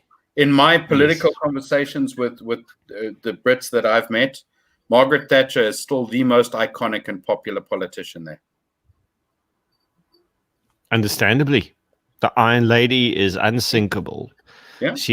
You've heard of the unsinkable Molly Brown, and there's the undemolishable Margaret Thatcher. And you know what? And you know what? I think if she stood for election today, she fucking would win. And I tell you that this is a shout out to Zach Mbele, who I'm hopefully seeing at the Libertarian dinner this coming week, who is the only DA politician that I know of that has a picture, a life-size portrait of Margaret Thatcher in his office, and a true fucking believer, and what a gentleman. So you know what? If let's make a distinction. Zach's not a politician; he's a leader. Yeah, I'm willing to give that to him without even blinking. Zach is, and he's a leader. He's not a politician. That's why you don't see him grandstanding. He doesn't care about his own fucking public image. He actually cares about results. And I wish the DA had you know what, like him his grandstand as well. Seathley, he's a leader as well. I'll fucking give it to he fucking without doubt. I'd follow that man to a lot of places. He grandstands like shit. I'd fucking still follow him. Yeah, no, but Sishle does everything Sishle says. He deeply and 100% believes. He and this is now, Sishle and I have actually recently become we've always been friends, but we're on the same mission at the moment, and we've been spending a lot of time discussing plans and projects. Sishle is like who he is on Twitter and Facebook, and the things he says and the things he projects. That's 100% him. Like, he is not faking it for likes or views or anything, and he gets a lot of flack from black left-wing from everyone populists, and the white right-wing also thinks that he's so everyone who's an extremist cunt hates him, and that's why you should love him. Populists and the right wing are two sides of the same coin, but okay. Yeah, so Sishle is real. He's legit. He's not a grifter. He's the real deal. And Jeremy is just worried about his hair, but he's also a good, solid human being who also believes what he's doing. Jeremy wants to run his hands through it. No, Jeremy wants to run his hands through. He wants to run his hands through like that. I'm not sure he can. I think his hands will only go like this far. Jeremy still wants to. It's going to be stuck in the gel. Jeremy likes to watch people sleep, and then what was he telling us about that Oppenheimer dude who washed his hair so many times he had to heat his breakfast up 6 times. Mark. Yeah, he had such a thing for that chap's hair. But yeah, I think that's what Jeremy wants to do with everyone, including your here's the wig, thing. So, be careful. So hang on. So I'll put the wig back on, because here's the thing. I think let's all three of us give a shout out to the audience, to a couple of people we think they should follow online. And okay, so we've already covered Sishle, Jeremy, and let me put it more definitively. If you're not following Big Daddy Liberty online, you should question your own for existence beliefs. No, seriously, you really should. Big Daddy Liberty is it's required watching. Okay, really. So we always give a shout out to Eleutheria, who's Beth, like awesome channel. I'm gonna add some lesser known ones. So White Noise Podcast, that's Carter. Like, he does really good work, and he's fucking funny. Joe Emilio, who does, he's a comedian and does excellent work. And there was a third guy who was on the tip of my tongue now. Also listen. No, he's not listen. Dumo Dengo from Manpatria. Follow Dumo Dengo.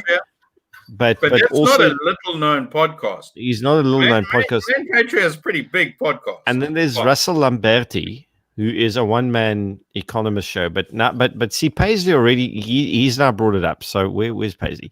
Economists you need to follow. Magnus Haystack, Davy Root, Mike Schussler, all of them nice guys. And number 4, so it's not a trilogy, it's a quadrilogy, Russell Lamberti. You're going to get your best takes from those 4 guys by a long shot. They're fucking epic.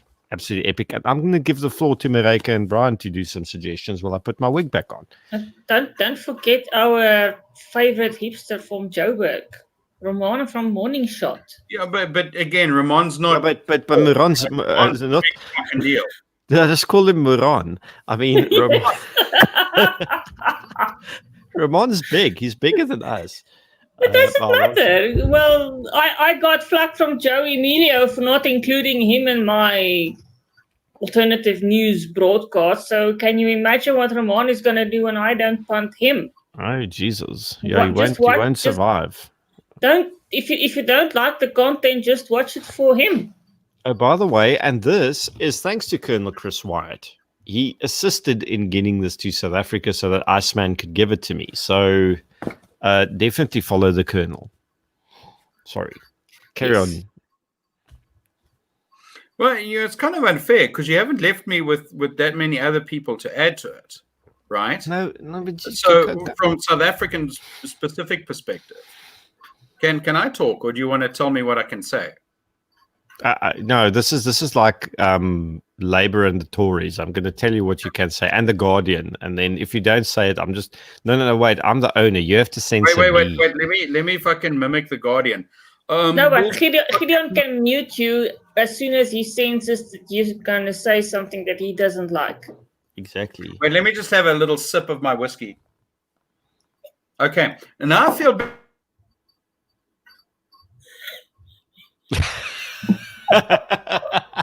Sorry, I had to. It's okay. I feel like Harry from Dumb and Dumber wearing this. Hang on. You look like Harry from Dumb and Dumber wearing that. It could be worse. You know who's dumber than Harry and Dumb and Dumber? Julius Malema? Harry and fucking what's her name? Meghan. Oh, Meghan Markle. Yeah, because he's okay, but listen. That's an abusive relationship. It's got all the red flags. Toxic fucking relationship. All the fucking domestic violence all over that fucking thing. Yes, someone needs to send that dude to a fucking single guy's shelter. Can I make an insensitive comment? She's beating him like a red-headed stepchild. Oh. Okay. Sorry, Harry. There's not one essay channel that can channel humor. Okay. Well, if you're watching this, send me 2 thumbs up as a cry for help. I'll call the LAPD. Mm-hmm. I don't think he's in Canada. They're in Canada. Oh, sorry. You're on your own then, mate. No. Megan will wipe the floor with the average Canadian policeman. Mm-hmm. And he's just going to say, sorry. And there's something about Canada that irritates. Can I quickly just have this moment? A couple of years ago, you fucking own the mute button, don't you? Remember, a couple of years ago, there was a terrorist attack in Canada as Parliament or something, where one of the fucking security personnel, who was ceremonial but also carrying, took the attacker out. And everyone and I'm sorry, Frank, if you're watching this, everyone on Gun Site, Dumb Site was praising this guy for acting in time. And I'm sorry. You're expecting me to praise a fucking police official, actually a close protection official guarding a bunch of politicians, where the people living in that country aren't allowed to own or carry guns to defend themselves. Fuck you. Fuck that guy. You're actually expecting me to support statism. It would have been good if a bunch of politicians got their fucking throats cut by an extremist to actually fucking illustrate the point of you are not above the general public, and the fact that you've disarmed them and disallowed them to carry guns for self-defense because you're a bunch of fucking Kanuki maple syrup drinking fucking tree fucking cunts. Fuck all of you. Get wrecked and enjoy your Allahu snack bar because fuck you. That was the feeling I had, and everyone was sucking this guy's dick because he took a terrorist out. But guess what? He's a fucking badge-carrying fucking state employee who has the privilege of carrying a gun while everyone else is fucked up the arse by oh, it's not so bad to live in Canada, eh? Fuck you. Sorry, that was my whole rant. I just got really angry about that, and I got reminded of it because fuck Canada. They can go suck a maple syrup leaf. Fuck them all. Sorry. Maple syrup is nice, especially if you. I know it's really nice, especially on bacon, and stuff. And on waffles. Yeah. Who was that dickhead who decided to put sweet on bacon? It works. Hang on. It does not work. It works. Sorry, it does not work. It doesn't work with bacon only. There need to be waffles and cheese and eggs. No. And Tim Hortons coffee. I just want to balance Gideon's rant by saying Canada is still one of the greatest countries I've ever been to. Okay, I've never been. I've only been to America, but okay, here's my confession. I've only been to go to Canada than go to I've America. only been to fucking California. So is that really any better? You went to the worst part of the United States. Yes, so you sir. have not been to America yet either.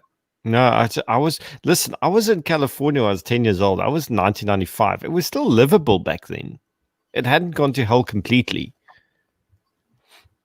You sure about okay? If you say I don't know. I quite enjoyed it at the time. There were homeless people and they swore at me, and I was a kid, so I got my first taste of pavement defecation back then. But were you in San Francisco? That hasn't changed. I was. Yeah, it hasn't changed. So you guys all realize that we forgot to mention Jeremy's fucking channel. So he takes you out to dinner. We were talking about his hair, so it was kind of implied that we talked about it. But not mentioned, though. No, but he's also big. So Jeremy, Roman, and who's the third guy? There's three of them. Ronaldo. Yeah, Ronaldo's actually not a... Ronaldo's not big. No, he's massive. He's like 100,000 subscribers strong. Okay, he's big. My bad. Think of someone else. He doesn't need our help, I don't think. But Ronaldo, if you're watching this, help. Ronaldo, come on. We need your help. Come on, just. Hey, that's it. You all have been fucking snoop with your super chats this evening. What's up with that? I know, but everyone's listen. Don't super chat me. Just Friday. Just buy my products. There's more. I'm adding the sunglasses, the limited edition sunglasses, handmade by Zakiril from New Damage Eyewear, as well as the T-shirts that finally arrived next week. So if you're a Boer or a Bantu, because there's two versions, you get to buy what suits you. So there we go. That's me doing something for unity in this fucked up country of ours. But I might add, there's a whole bunch of countries I wouldn't want to live in right now, like fucking New Zealand, that are putting people into COVID concentration camps. Jacinda Ardern with her fucking snaky smile. Fuck that woman as well. Yeah, I really don't like her. So the brew says Jeremy has the best guests on. He fucking has epic guests on. Yeah, he really did. He does. There might not be quite to the level of Madam Presidente here, who's not a guest though, but it's seriously, he's got really good fucking guests. No, he's never had me on as a guest. Well, then he has. Is he scared of you? Not in a serious stream. It was all the fun streams, but never the 9 a.m. stream. Okay. So he only had you on for the night stream. So some other channels, drinking ones. Some other podcasts and or YouTube channels that people should definitely follow, just when they want to expand their mind. They're not necessarily South African. And they certainly don't need our help because they're really fucking big. But for your own edification, Dan Carlin's Hardcore History. Seriously, if you want to be entertained and learn real human impact and human insight into history, do yourself that favor and go and listen to his podcasts. It's a good podcast. If you have any interest in history, go and do that. Do yourself that favor. And then, of course, the most educational Parata stream I think ever. Oh, possibly, maybe. I kind of like it. And the other one that I like a lot is Joe Rogan. Now I know people like John are going to fucking throw things at the screen if they're listening and all of that. But I like Joe, right? I really do like Joe. Joe's an epically cool guy. He's fun. Everyone likes Joe. Joe's like Oreos. You don't get somebody that goes, if you go, listen, would you like an Oreo? They go, no, thanks. Like, I'm all out. It's like, oh, sure, they're going to take the fucking Oreo, okay? Like the brew. I mean, brew, fuck it. You're the only dickhead in the room who doesn't like Oreo. Don't sit in a corner and sulk. I don't like Oreos either. Well, sit with the brew in the corner and sulk about it. But you like Joe Rogan, so what's up with that? I didn't say that. I never said that. But Alex Jones was one of the only people that called the previous election and all his predictions. Like, get his ass kicked off YouTube for it. When it came to social commentary, and this is the sad part, Alex Jones is more accurate than CNN by a long shot, not even just slightly, by a significant fucking margin. Coming back to Joe Rogan, right? So yeah, he had a recent one I was listening to, believe it or not, with Matthew McConaughey. It's an awesome podcast. Do yourself that favor, right? Go and listen to how much sense Matthew McConaughey can speak, right? All right. And he says it in such a fucking epic way, all right. Okay, so Matthew McConaughey is a sensible man. Ruth wants to know how I'm handling a cold in the UK. It's cool, Ruth. Sometimes I wear 2 pairs of shorts.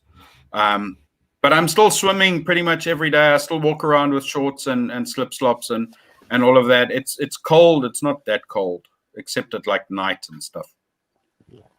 But in the house, you know what? You fucking can't sleep under a duvet. I was going to say to Liddell, right? Brian is saying it's cold at night in the house. Why? It's not. I'm saying it's not cold at night. The fucking central heating insulation here is off the charts, dude. Listen, I need a better studio because I'm putting my fucking back out in my current sitting position, and it's pretty fucking horrible. Joe Rogan is not like crack cocaine for the woke people. You just so one fucking perspective, bro.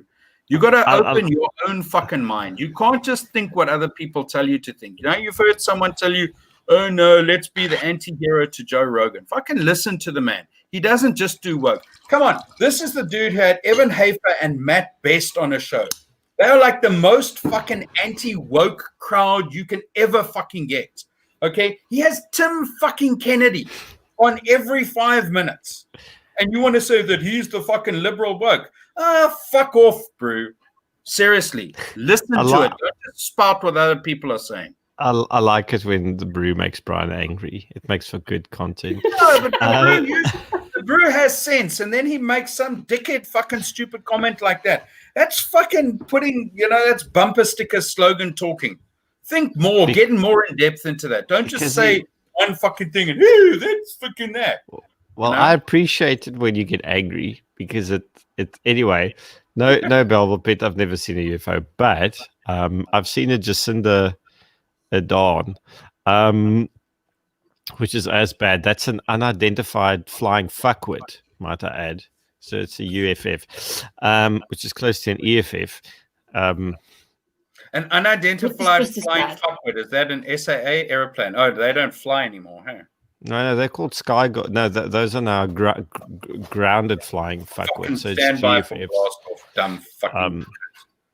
Have I told you how much I hate SAA lately? Yeah, what's changed? I don't think you have to tell us. It's okay. So, if you don't hate SAA, you haven't been paying attention. Yeah. Okay, so big. If you don't hate SAA, you don't like South Africa or South Africans. South Africa itself is a bad idea. But you get where I'm going. Oh, well done, Sean. Zoo Biscuits. I love this guy. Zoo Biscuits for the fucking win. And you know what? Okay, yes. Zoo Biscuits have fucking nosedive because once upon a time you could identify the animals on the Zoo Biscuits. Now they've just gone and they've fucking mutilated them. You can still see the dolphin roughly, and you can guess that the thing's a giraffe, but it's not the same. You know how you know it's the dolphin Zoo Biscuit? It's the one trying to rape your tongue. Jesus.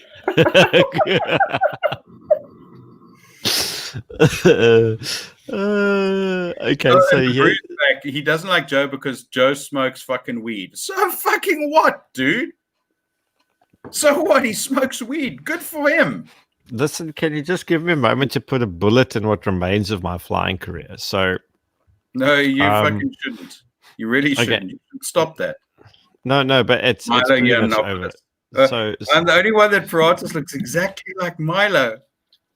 No, please. Wait, just let me have a look. I kind of get it. Milo is clean shaven, and his hair is better. Yeah, Milo is way better. Looks better though. No, I'll say this, right? Sorry, Gideon, you're not as pretty as Milo. No, Milo's a handsome fucking I've never contested this. No. Okay, so by the way, all right. So I'm no longer employed by Mango. Weed. Why don't you like it that smokes weed? I don't get it. Sorry. No, but let me just destroy what's left of my flying career. So you all know No, don't get me out of it. So I essentially, because I only have like 83 viewers, so I essentially went on Ramon's podcast where I said that there's no plan at Mango. It's a corrupt socialist mess. They are not paying their employees, which they weren't doing at the time, and they still are pretty much not doing at the moment. A whole bunch of stuff. Then I got called by Human Resources, and I was asked to retract these statements. And I said, well, because it allegedly brought the company to disrepute. And I refused to retract the statements. I said, firstly, for me to have brought the company to disrepute, two things need to hold. One, it must not be in the public domain, and two, they must be untrue. Firstly, every single fucking thing I said was already in the public domain. I can forward you the Spews 24 articles pertaining to it. And secondly, everything I said was true. But if you're capable of disproving my statements, then I'm willing to retract. Can you disprove me? Because I got a phone call from HR telling me I need to pitch for a disciplinary hearing, and I said, you owe me 250,000 Rand. I will pitch for the disciplinary if you fucking pay that into my bank account, so fuck you. The response was, no, they can't disprove a single thing I said, but they still want to discipline me. And I said, well, that ain't fucking going to work. Then we went into a back and forth, and I said, well, I'm not interested in having this conversation, and I'm not interested in flying for this shit show anymore. Retrench me, because essentially I reserve my right to be retrenched, but you guys don't want to play ball according to existing legislation and employment conditions. Then they said, we would love to retrench you, but we don't have the money, which is quite literally, this is what the head of human resources and employment relations said to me. So I'm like, okay, we're at a weird impasse now. So I tendered my resignation. I thought, you know what? It's not worth my emotional involvement further. And I've retained my outspoken nature, and I think this has made me unemployable in the aviation corporate industry, because who wants to employ a guy who goes public and says to everybody his employer are a bunch of socialist cunts who have no fucking clue what they're doing and are actually endangering the fucking public by their lack of maintenance, their inability to communicate to their own personnel, and the fact that a whole bunch of shit. So we started a private venture, myself, Jedvia, and Stefan. I can't tell you what it is yet. It's hopefully going to be interesting soon. I'm so pissed off with you for this, but okay. Oh, in a good way, okay. In a good way, not in a bad way. But carry on. And I think that if we're taking this very seriously and we are doing it the right way, and I think that if we continue down that particular, and Mareike knows exactly what I'm talking about because she's in the know. Yes. Yes. So it's got fuck all to do with airplanes. And I think if we do this correctly, we may very well earn a huge amount of good money, and a great many people will benefit from it. And that's all I'm going to say. But watch the space, folks. So if I'm so Belvopete says Paratus Air, I think that's epic. Dude, I promise you, if this present venture pays off, as a tax break, I will start an airline and undercut the cunts just to fuck with them all. No, man, you know what he means? He means like Air America style, not fucking, oh, let me fly another orange bus. Why are you putting me in a box? Why do you think I'm only going to do? That's a good box to be in. If you want to be in any fucking aviation box, it's either Top Gun or Air America, and you can't do fucking F-14s. Not yet. Iran still has a few. We just need to. No, hang on, we can do F-18s now. Okay, because Top Gun 2. Oh God, I'm so looking forward to that. By the way, I need to say a massive cheers to Sean, who's literally given us $700 tonight for. Sean, by the way, I'm still waiting for my Google PIN to actually transfer the super chats to a bank account, because I have to physically mail it to you with snail mail.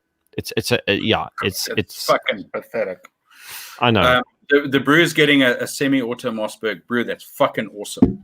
Right? Just because we might disagree on some things, I still think you're an epic dude. Seriously. The smoking weed and having a Mossberg sells me on you. Okay? I was about to say, there are those two things that you like. Right? Yeah, I'll forgive you a lot of things, or not forgive. It's not for me to forgive, but I'll artist group. That's cool. Unlike Ramon, mine doesn't have a turbo because it's a normally aspirated 3.6 liter. Okay, I don't skimp on. You can never, ever, ever compensate for a lack of displacement by bolting a turbo onto it. I'm sorry, I just don't believe in that bullshit. I'm not a mechanic. I'm not an automotive engineer, but it's a bit like saying my penis is really small, but I can go faster. That's not going to put a penis extender on. Not even. It's like I will just. What was that Bloodhound Gang song where it says this dick don't hit the bottom, but I fuck the sides up? That's what. That's exactly what a turbocharged 2 liter is, in my opinion, on an SUV. You need. I'm sorry, normally aspirated, large displacement, power on demand, no tubes that can leak or impellers that can blow up on you or throw a blade. Fuck that shit. That is Land Rover territory. And I'm sorry, Land Rover made a good vehicle when they still had the Defenders in the Camel Trophy. Those were epic vehicles on an epic 4-wheel drive excursion race. Now they make fucking soccer mom cars and that are purchased by ANC cadres. So, Mareike, kom lag jy? Because someone's commenting and she's falling asleep. Oh, and then Graham's talking about clipping her uterus.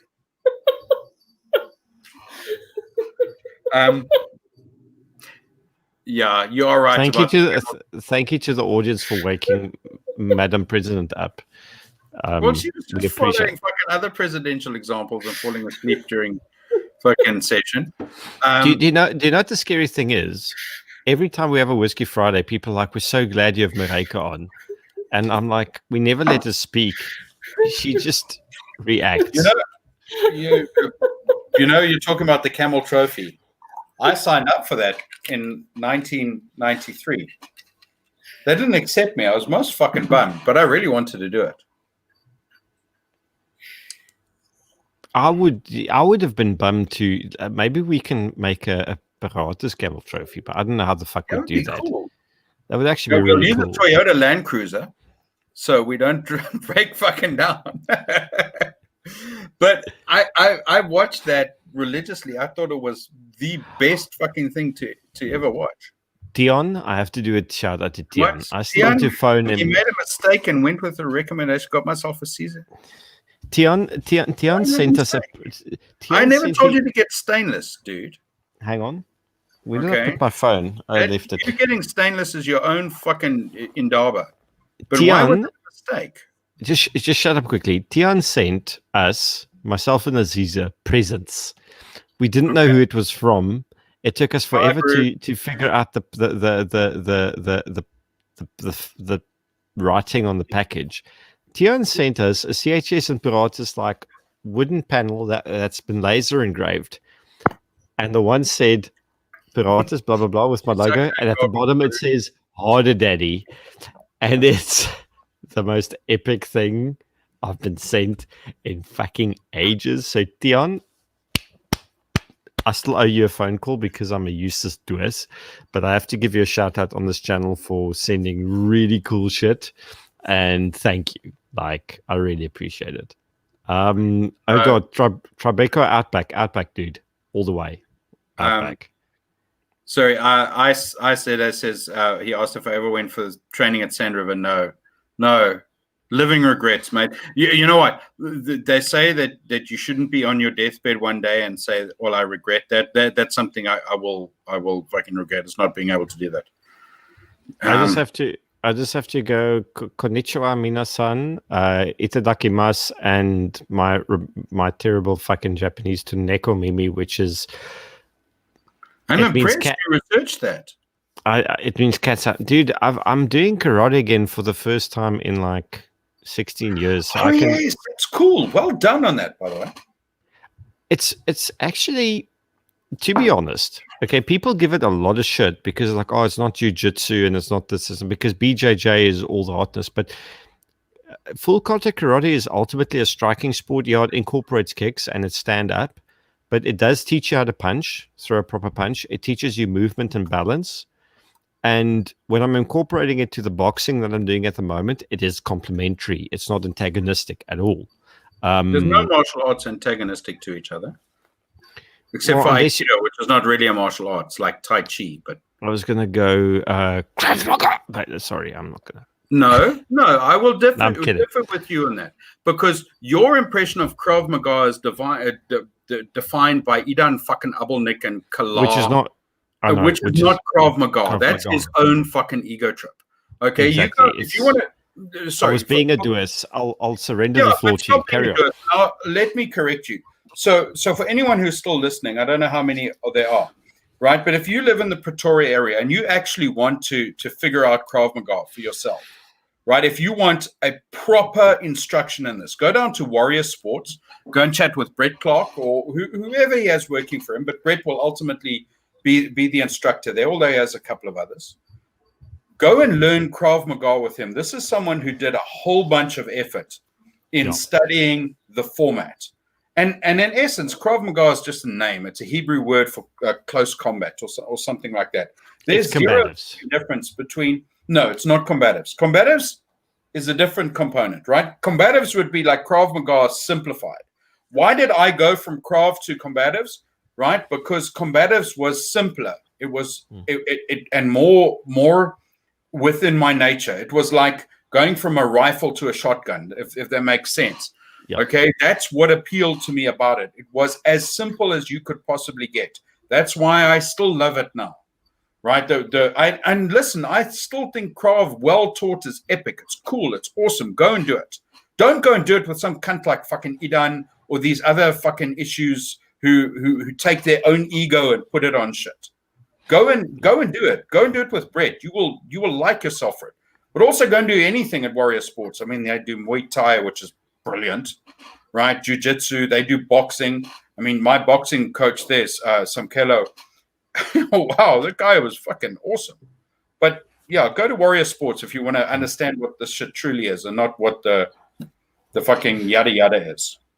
And thanks to Tion, my admin skills are admittedly shit, as we all know. It's not a secret anymore. Mareike? Yes? Can you please say something? Something? Okay. Oh, yes. I did a DNA ancestry test. Yes. And? I am 89% white supremacist. What is the other 11? 9% is Asian, middle South Asian, and 2% African. Cool. Which is 0.89% is Neanderthal. So middle South Asian. Can you be a little bit more geographically specific? I'm thinking Mongolia. I dropped out when you said you are 9% Asian, and then my stream cut out. Can you just repeat literally everything you said? 2% African and a whole bunch Neanderthal. 0.89% of my DNA is Neanderthal, which is. But it's those tests are cool. Hey, it's a super cool surprise when you get it back. Yeah, and well, they don't say, how many years ago they test those things, but long before my ancestors ended up in Dutchland, they were in Germania. That's where the largest concentration of my European DNA comes from. Mm-hmm. Yeah, well, it makes sense. That makes sense. Makes a lot of sense. But sorry, Gideon, can I come back to karate and people who poo-poo karate, right? Can I throw a few names at you? Baz Rutten. Oh, there we go. You know this, right? So there's Baz. No one fucks with that dude. I mean, no one denies that guy is a fucking warrior of note. Yeah. Okay. Right? Chuck Liddell. Yes. Yeah, another UFC heavyweight champion, right? Fucking awesome guy. George St. Pierre. Yes. Right? Started his fucking training out in, also in Kyokushinkai, which is the same what you do, correct? Kyokushinkai, yeah. Yeah. And then I battle with the pronunciation. And then Lyoto Machida. Right? Yes. There you go. There's 4 legit fucking champions who reached the fucking epitome of their sport. All of them from a karate background. And here's the interesting thing, right? So you know by now I always go, there's no like one size fits all approach. It can't be. So the whole what Kyokushinkai means is fuck. I know it off the tip of my tongue, but it's basically like whilst you're thinking of it, I just got to respond to Ice quickly. Yeah. Fucking epic legends. Yeah. I mean, Chuck is brilliant. GSP is awesome, but good. I mean, listen, I'm a big Baz Rutten fan. I really am. I love the dude's sense of humor. I love, his fighting skill and his prowess and all of that. When it comes down to pound for pound fucking fighters that I would aspire to be, Chuck Liddell right up there with Randy Couture as well. He's another guy. I know he's not a karate guy; he's a wrestler, but you get where I'm going. Yeah, Chuck. So it means the ultimate truth, but it's not the ultimate truth as in the style is the ultimate truth. It's an introspective ultimate truth, as in you're suffering. You're suffering while learning how to do this shit will actually reveal to you the ultimate truth of your own character. So that's really what it's about. It's introspective, not outrospective. And Walt isn't watching this, but we hung his dummy today. His dummy that they do the EMS training on. We made a noose and we hung him from the fucking from the roof rafter in his training section at the CHS bunker, and we wrote a note that said Epstein didn't kill himself. And And he's got a serious class tomorrow morning at 8:00. Oh, that's gonna be cool.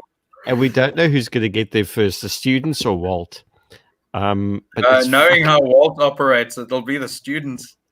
So I'm waiting because we didn't send him any pictures of this. So I'm waiting to see what's going to happen tomorrow morning when he gets there, to see his resuscitation dummy in his orange jumpsuit with the hanging. That'll be cool. Sorry, I just had to add that because it's so late already, and there's no way he's watching this. No, he's not. I don't think so. I honestly think he's fast asleep by now. Certainly, if he has a course the next day. Oh, by the way, his fucking Bucky broke. Okay, himself too soon. That's funny. That's seriously funny. That is actually class, bro, class. So Walt's Bucky's fucked out on him. And the Ford dealership told him, they were like, oh, by the way, your engine needs to be replaced. And we have a fuck ton, suddenly, we have a fuck ton of spare Ranger engines lying here. Doesn't that just sound to you a bit like... And then when they asked him, but on what basis does the engine need to be replaced, the guy answered 27 years of experience. Should have said that sounds scummy. Hey? Should have said on what basis does the engine need to be replaced? On the engine mountings. Yeah, fair enough. But I mean, that sounds a bit scummy to me.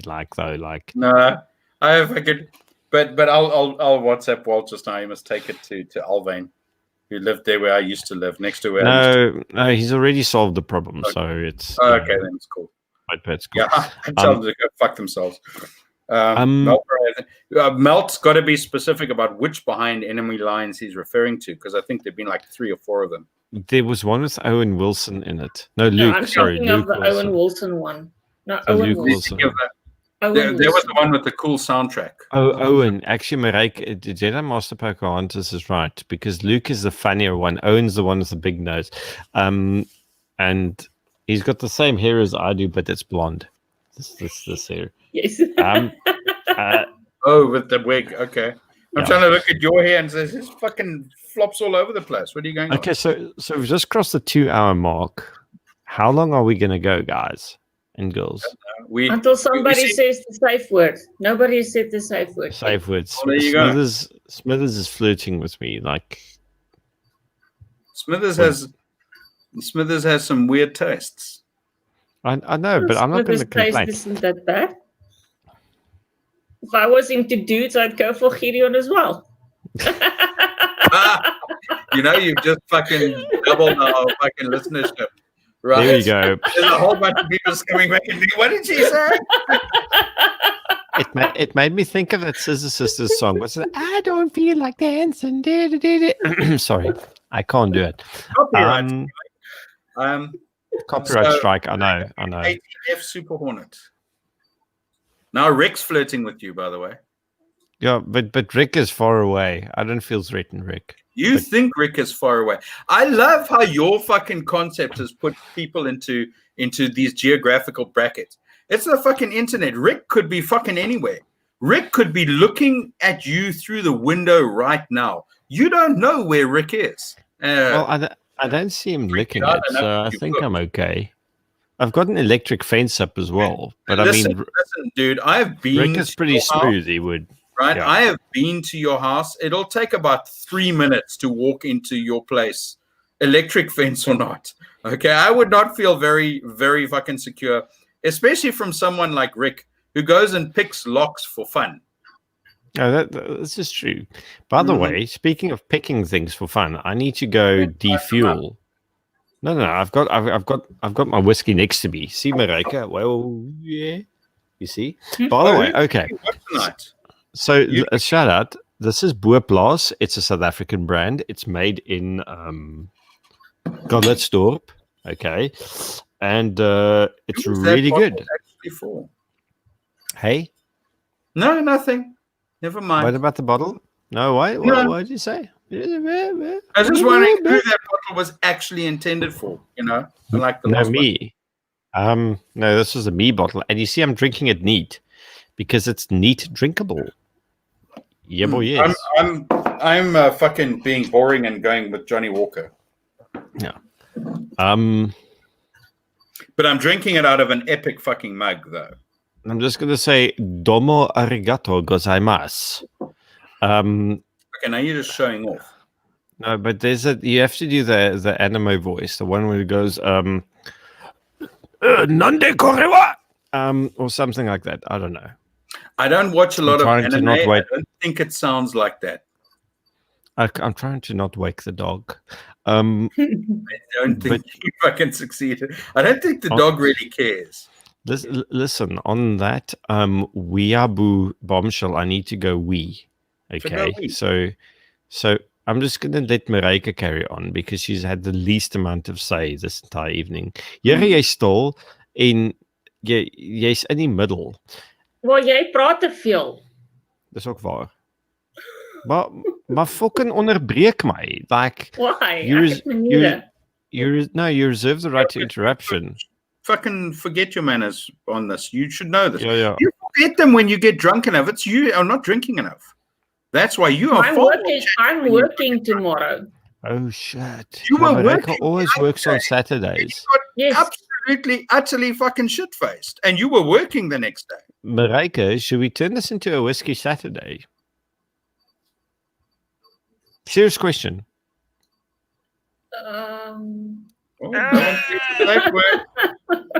No. Really? No, because when I go away on weekends, what am I gonna do? No. But because then what we do is we pull the Whisky Friday replacement card, and we either get Jeremy Null or Howard Dembowski in as a replacement for any of us. When are we going to get Howard drunk on fucking the show? Because I think that might be interesting. No, Howard doesn't drink anymore. He smokes. Drink. No, like get him fucking stoned on the show. Hey, listen, piss off and go and pee and then come back. Okay, wait a second. Okay, but guys are going to carry on with unintelligent conversation because if you did intelligent conversation, I'd be horrified.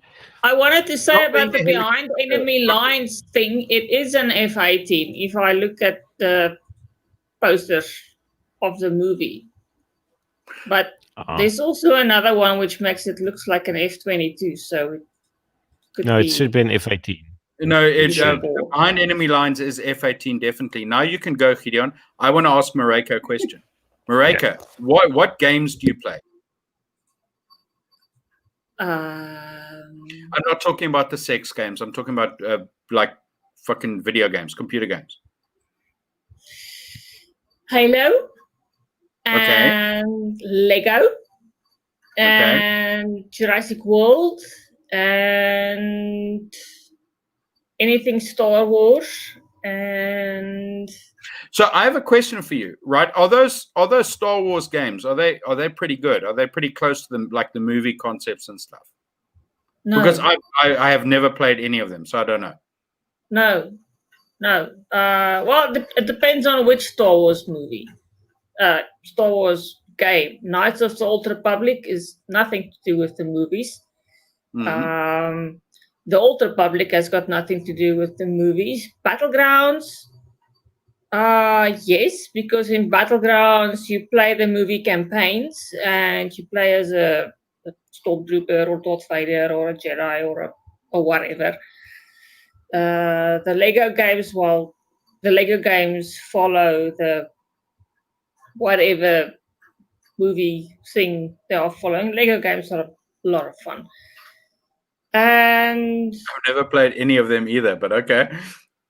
The Force Unleashed is completely on its own, which is also one of the best games made.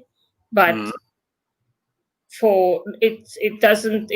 don't play it on the computer. That's a console game.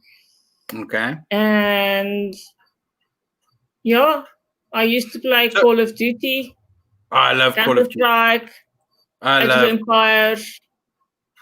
I don't know the other.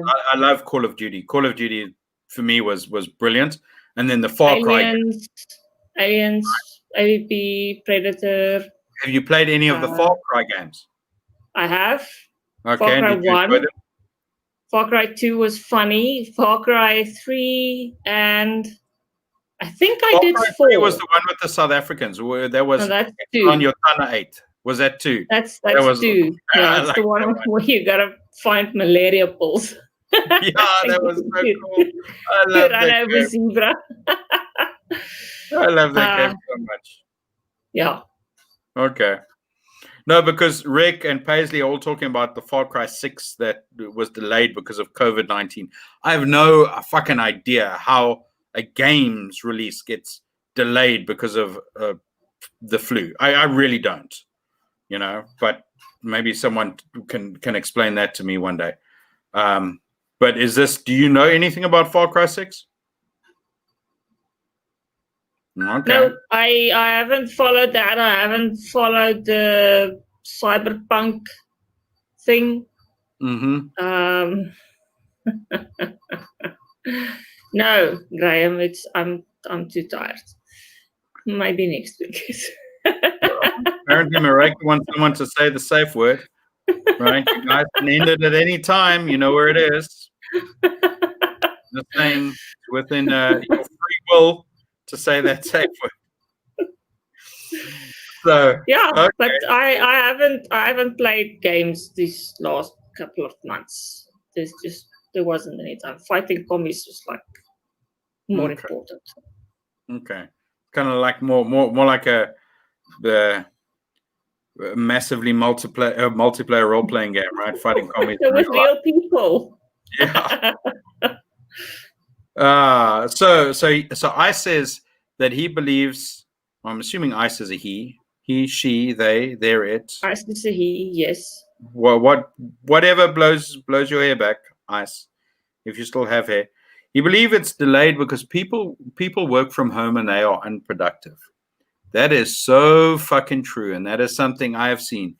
Everybody goes on about how they can be super productive when they work from home. But unless you've got self-discipline, you are an unproductive, lazy fucker when you work from home. I am super productive when I can work from home. But then you're self-disciplined. There's been studies that show people are more productive. No, I'm sorry. Those studies are focused on a very specific group of people who have a natural inclination to be self-disciplined and focused. Okay? And I know this of someone who's worked from home now since 2014, pretty much on the vast majority of time. And if you don't have the discipline, working at home just becomes another fucking holiday. But okay. Is Gideon passing a kidney stone? Why is he taking so long? Well, Stefan, that was probably because he was masturbating in the toilet. That was quick then. Then I was about to say, and I came really quick. Quick firing dude. It's a poor ceiling. Sean agrees with me. He's more productive. He's more productive at home. Okay. Yeah. Which again puts you in that bracket, right? But that's shush, Gideon. That's one of my problems with those so-called they made studies. Sure, they did make studies with people who were already used to working at home. That's kind of like asking a whole bunch of people who shoot at the shooting range, "Do you like guns?" What answer do you think you're going to get? You get where I'm going? But anywho. There was a horrible high school song about the joke you just made. I'm trying to do it softly to not wake the rest of the house. Wishes he could work from home. Dude, just fucking spoil yourself. Like Gideon just did in the toilet. Just take a longer time to do it. I was going to say, and to carry on, jy skiet hom teen die dak, jy smeer hom teen die mat, die wonderlike sensasie van oninhibeerde masturbasie of iets soos dit. I can't remember it. It was fucking horrible. Hey, no, it was pre-office. There's a shirt that people are selling now that says "Ek was nie in office nie," and I can't buy it because I actually fucking. We used to have this joke at police college that when that someone who's been at police college in like their 4th month because they have massive forearms and massive calves. The forearms from the masturbation and the calf from trying to hold the toilet door closed with your toe. That's fucking horrible. It's police college, dude. It's not like they fucking create gentlemen and gentlewomen in that place. Ice is asking me, where did I learn that? At school, Ice. It was a song that I learned at school. It was an Uppies thing. No, it was before Office. He took that to Office. Francis, because I've got the guyliner and it's smudging. Okay. He's lying, Francis. His wife beat the crap out of him. This is also true. That happens every week.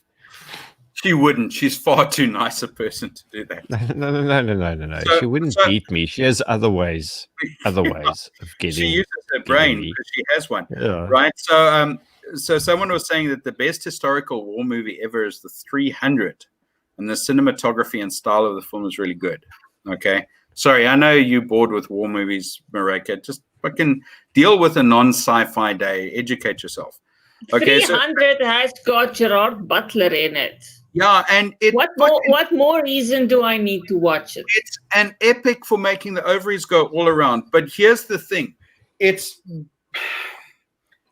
Can I make a controversial statement about the whole 300 Merlin Labe? No, not the Merlin Labe concept. I'm into that. But the whole thing about Thermopylae, right? Which the Merlin Labe? What? I can't hear you. Just fucking wake up and speak louder. What? Right?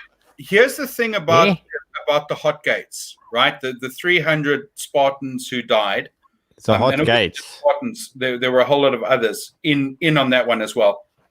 But as epic as that one-day fucking struggle was, the Persians didn't really care. They lost how many? 50, 60, 70,000, whatever it was, people, right? And that was, not even 1% of their total capacity. It was 100% of the fucking Spartans' capacity on the day. So who really won and who really lost? But anyway, I love the Last Stand concept. I don't really think the 300 was a good fucking movie to reflect it. Yeah, it's true to the graphic novel, Rick. It's not necessarily true to the reality of the situation. Okay, but also bear in mind, the Battle of... It is a movie. We're calling it a marathon because the dude who ran the first marathon fucking died. Yo, you confusing fucking marathon. And his name was? I can't remember. Biggest Dickus? Sorry. Now there's a fucking good movie. I had to. Mel Brooks, like the world's fucking best historian. So what was the name, Mareka? Please tell me. I can't remember. Oh, Jesus Christ. Okay, I'll Google it. Hang on. I think it also started something with T. But what was it? The name is Biggest Dickus. My friend is Silius Sodus. What's the joke name, sir? Like Silius Sodus or Pheidippides. Oh yeah, it's Pheidippides. Pheidippides is said to have run from Marathon to Athens. But he only ran how many Ks? 40 kilometers. And then he died. Sorry, 42.5 actually, isn't it? Well, it says 40 kilometers. It's 42.195 kilometers. So he ran from Boksburg to Pretoria and died. What a doers. Wait, if he fucking ran the other way, I wouldn't fucking be surprised. Yeah, but I think the speed at which he ran kind of killed him. Yeah, but the battle was over. What was the hurry? It was really interesting and he wanted to beat the news cycle. I mean, this is before CNN. It's not like the Greeks had It's not like CNN gets it fucking right these days. So here we go. So he's like, so what's the topic? I'm like, Ahmed, I don't know. Dude, listen, you're in Algeria. I was stuck in Hassi Massoud for weeks and weeks and weeks and weeks of my life. Months, actually. And I never actually experienced Algiers, Oran, or Constantine, which is where most of Algeria happens. The Sahara Desert isn't isn't it? So one day I'd actually like to go back to your country and see the real Algeria as opposed to the part that I fucking lived in, because it's a bit like an Algerian coming to South Africa and we say to him, listen, bro, you need to go to Springbok. And that's going to be your Springbok or Pofadder, and that's going to be your experience of this country. Mareike, you've got a better example, probably. I'm sorry, I was brushing up on my Greek history. If you had to send a foreigner to South Africa, but send them so remote that nothing they experienced was legit, where would you send them? Pofadder, Urania, yeah, pretty much. Hey, sorry, Mareike, you make an interesting statement. So you called it Greek history, but is it really like fair to call that time period Greek history? Because it was more the individual city-states. So it should be Athenian history, or maybe Hellenic history would be a more accurate term, don't you think? Does it really matter? Greece will be Greece before and after Achilles. Greece was there long before Achilles, and Greece will be there long before after Achilles. Did you get that from John Travolta? No, I got that from Troy. Okay. And by the way, that was a good movie compared to the one of the movies in which Sean Bean actually doesn't die. No, there ain't such a thing. Debbie Does Dallas. The only reason Sean Bean didn't die in that movie is because Debbie did Dallas, not Sean Bean. That's where the term "flick the bean" comes from. Didn't you know? No. So, here's a cool thing. That was a cool fucking comment, Gideon. I laughed a little bit at that. I got it. Rick got it too. But you laughed a little bit. Thank you. I did. Right. So proudly Neanderthal makes a cool comment. World's first movie is the 11th century bow tapestry, 40 meters long. So there's a museum just close to me which has a very cool reproduction of that bow tapestry. I might go there this weekend. I'm looking forward to that. I'll take photos. I'll put the Paratus cap there. Please do. And by the way, Ahmed, being literally the only person in Algeria that listens to this channel, please tell me how the fuck you found me and where you live. Email me your address, and I will your Pornhub channel. Yeah, I will actually send Paratus merch to Algeria, because fuck it, I was in that country. I worked there. I lived there for a while. I would like to actually get a footprint there just to say fuck the system. It's like it would be a personal thing for me. And it's really cool for me to actually have someone in Algeria who gives a fuck about, I don't know, this weird dynamic we have. And I'm trying to speak softly so I don't wake everyone in the fucking house up at like. Let me give you a newsflash. Your dog is not asleep. Mm-hmm. No, he is. He's curled up like this. Trust me, your dog's hearing is fucking awesome. Right? You can't speak softly enough not to wake him up. Your dog knows. Your dog knows that you are talking. He can hear you. He's just lying there. He's just lying there thinking, "What fucking shit are you talking?" And I don't want to know about it. So have you ever tried to wake a dog that doesn't want to go out? Yes, every fucking day. They do not move. They will pretend to be sleeping until you get back into bed, and then they will get up. They will wake you when they want breakfast. Okay. Oh, I fucking know all about that, except with cats. Because every morning at 5:00, right, my cat decides I want to eat now. And Brian, you will wake the fuck up because I don't give 3 shits about daylight saving time. Get out of your fucking bed. Ahmed found me. I think you found me via Fernando for Fel Aguirre. Oh, that's cool. We should get Fernando on and get him drunk. Yeah, Fernando. So actually, yes. I'm gonna send the fucker a message and say, because he's being so serious lately. Yeah, just get him fucking absolutely shit-faced. I say, dude, just come on the channel, talk shit with us. Smoke dope, drink whiskey, be awesome. Hey, dope is legal in Portugal, but is it in Spain? Probably. Yes, I'm indeed going for the John McAfee look. I'm not in prison though, but we're working on it. We're working on it, bro.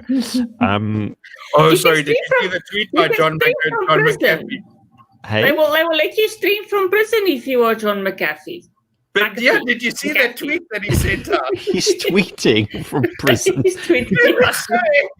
And then someone also, how do you get a phone in the cell? And he says, I'm John motherfucking McAfee, dude. It was brilliant. Listen, I seriously, and this is not even a joke, okay, but this is so politically incorrect. So if this offends you, I apologize in advance, okay? I know of a guy who has a dog named Gubbles. But so he goes to the park and he calls the dog Gubbles, Gubbles, Gubbles, come Gubbles. And then people call him out on it. They're like, why the fuck are you calling your dog Gubbles? And then he goes, the dog's name is Gobbles. What the fuck is wrong with you for projecting your Nazi bullshit onto me? Blah, blah, blah. And he makes a whole scene about it. And I'm like, it's despicable, but it's fucking hilarious and it's brilliant at the same time. You have a dog that you call Gubbles. It goes, Gubbles, Gubbles. It's Gobbles. My friend had a dog and they called him Hitler. And it was a sausage dog. Down, Hitler. Well, okay, this is not a joke. Like this Afrikaans guy I know whose dog's called Boo, and he's teaching his dog to be fucking house trained. He says, Boo, kak hier. But okay. Well, no, there's legitimately a guy I know whose dog is called Syndrome, and he called the dog Syndrome just so he could say Down syndrome. It is actually yes. It's not actually like the one about calling the dog Stains. I think that's fucking cool. Cum stain.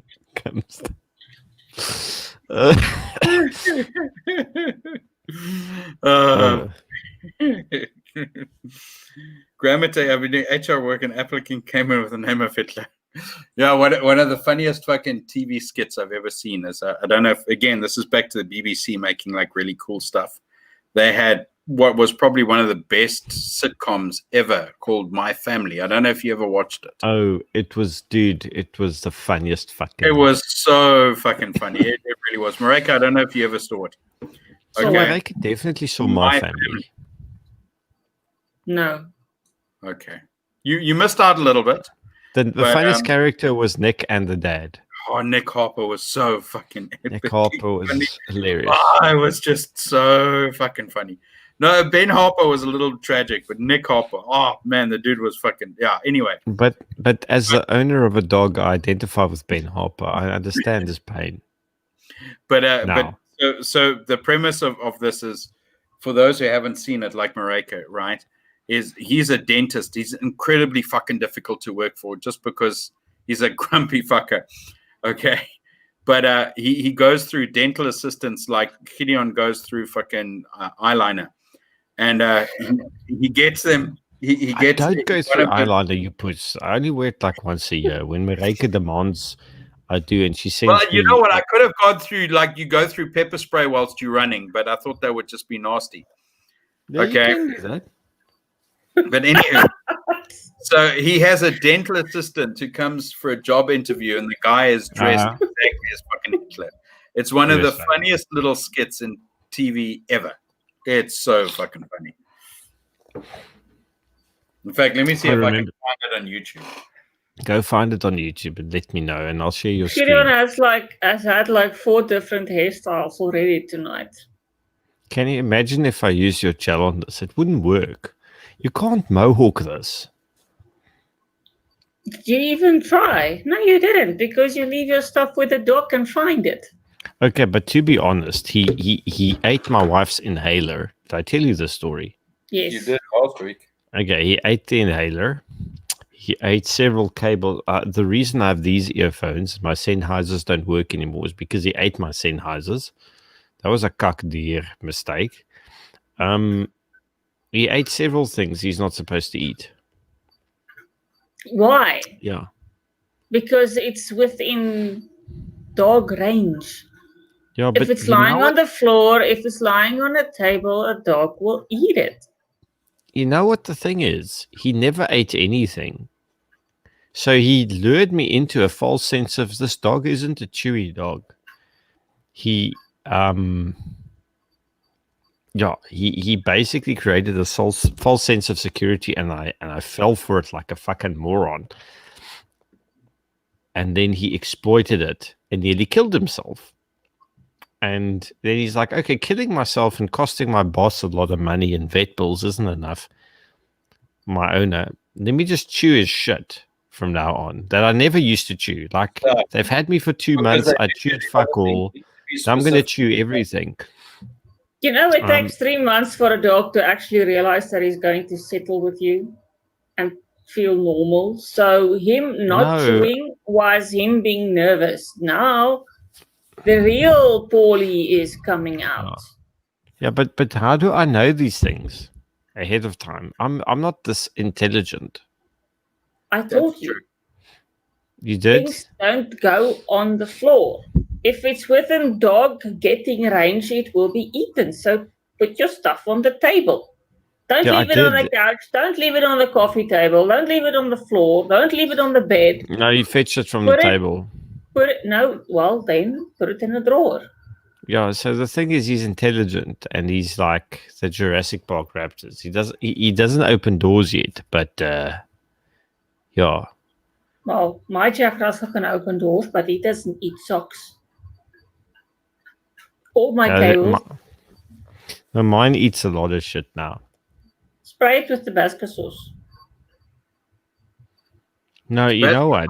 That's good. He eats peppers, but then I need to feed him milk, and he's lactose intolerant, so he projectile vomits afterwards. It's a fuck up. Like, nothing works. It's just when he spray it with bitter apple, bitter alls. Get some levensessence and spray it with that. No, he also eats everything. He eats broccoli. He eats avocado. He eats peppers. He eats onions. He eats everything. Onions are bad for dogs. No, I don't feed them onions on purpose. Hey, so's avo.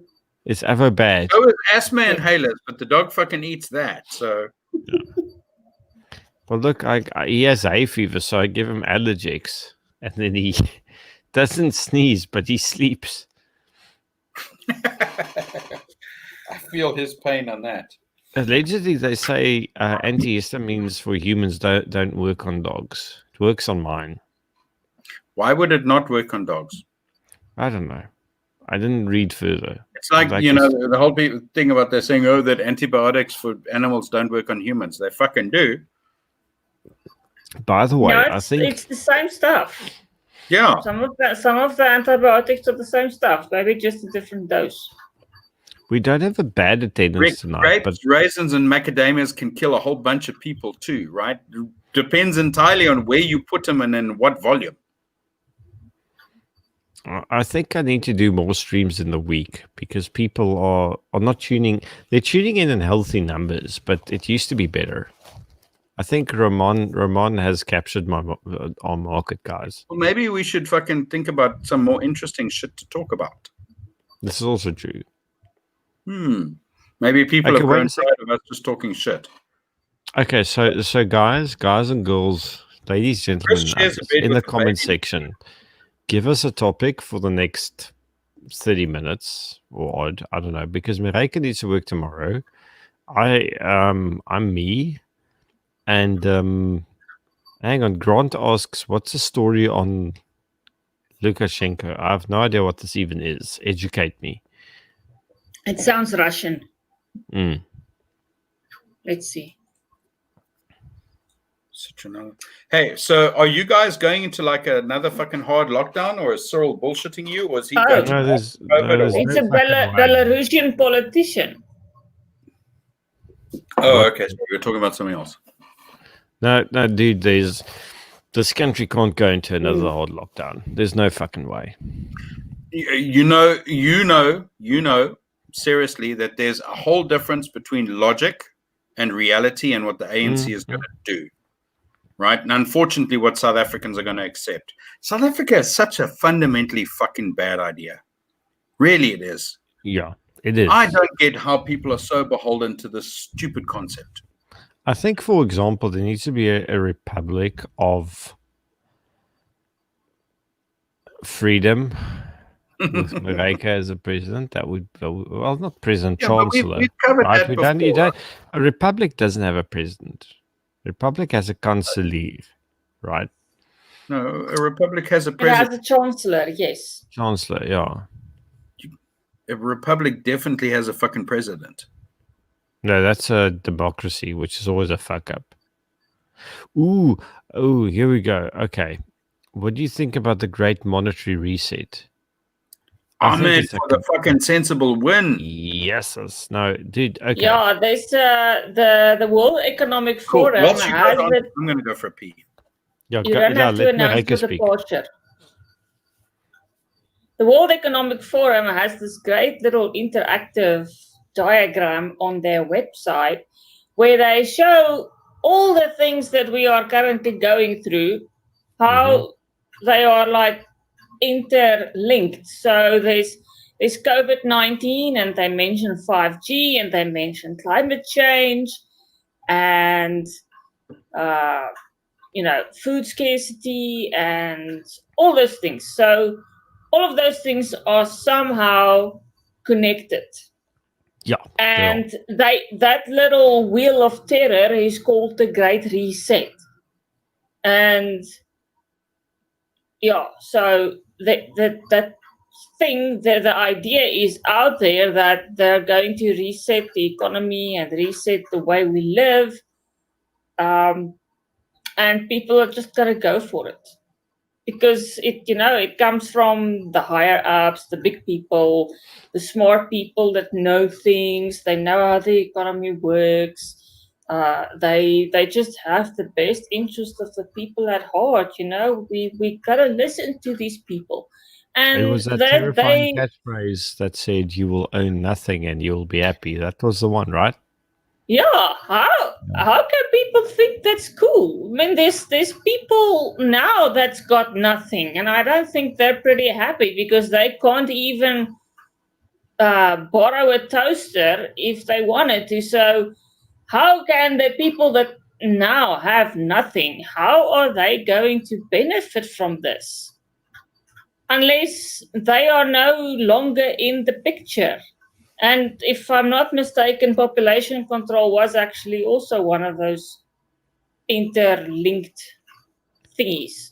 Population control is always in there somewhere. And I want to talk a bit more about this at some point, but I mean, at this stage of the night, it's a bit late for me to make like serious body blow commentary on it. Are you guys open for a quick 30-minute to 60-minute max live stream on Monday night maybe? And we can talk about that specific topic alone. About this great reset, New World Order bullshit. We can make it Monday night, 7 to 8 or something. Are you talking about the three of us or just you and the audience? No, yeah, the three of us. We can. I think so. Just a quick one. Let me check my calendar. Yeah, Let me check just an hour live stream on that because there's a lot I want to say about it. But essentially what we've got now is we've got a war in cryptocurrency. Cryptocurrency is not a tool of evil. Everyone goes, it's fucking human traffic. It facilitates human trafficking and child pornography. Sorry, questions before we go, because this is interesting. Yeah. What time do you want to do it on Monday? 7 to 8, preferably, quickly. Or 6 to 7, you tell me. 6 to 7 Yeah, it's not going to work for me. Sorry, mate. I'm all busy until 7 o'clock here, which is 9 o'clock you. Okay, sorry. So maybe Mareike and I can just... Yeah, you two do that. Okay. All right. No, that's fine. We'll do it. Because it's always nicer to just have two people on. Fuck you very much. Well, I would prefer 3, but fuck you. You're busy working. So, no, go suck Bojo's dick. No, I'm kidding. You'd never do that. You'd bite it off and then like poke him in the eye with both fingers and grab his nuts and tear it out at the same time. Let me have another sip of whiskey just so you're fucking clear on what I think of you right now. Exactly.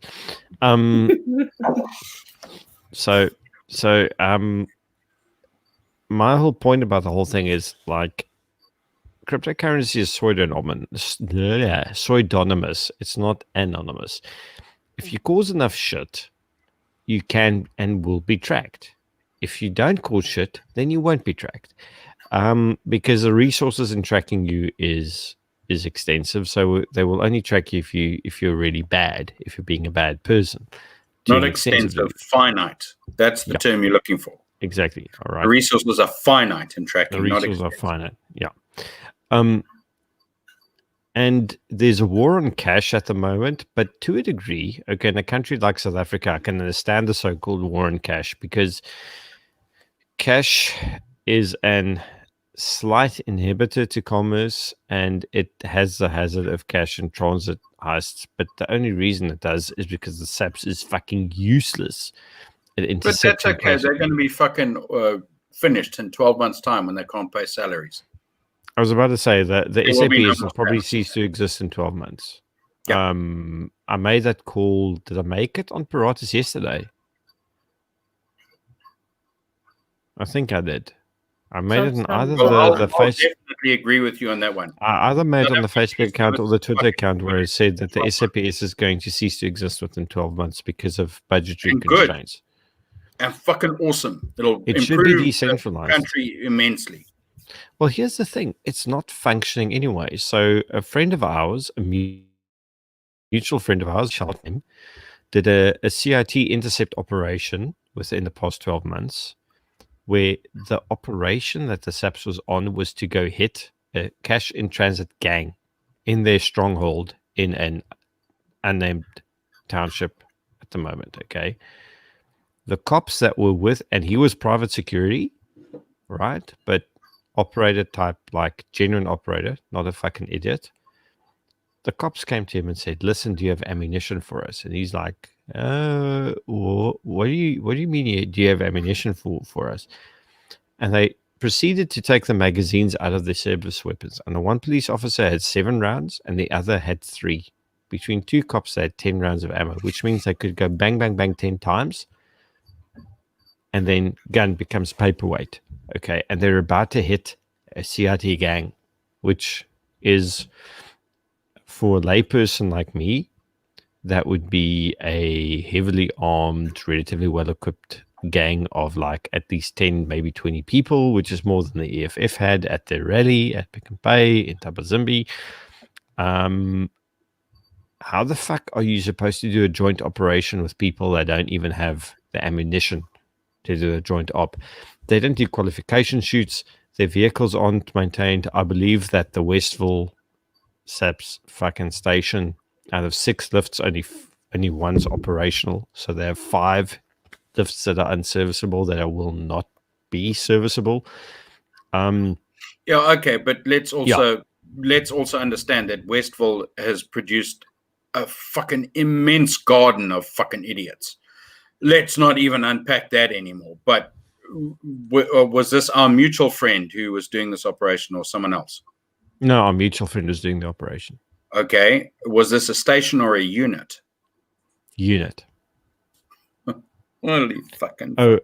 The special task force hit the same houses they hit, and it took them 10 minutes longer.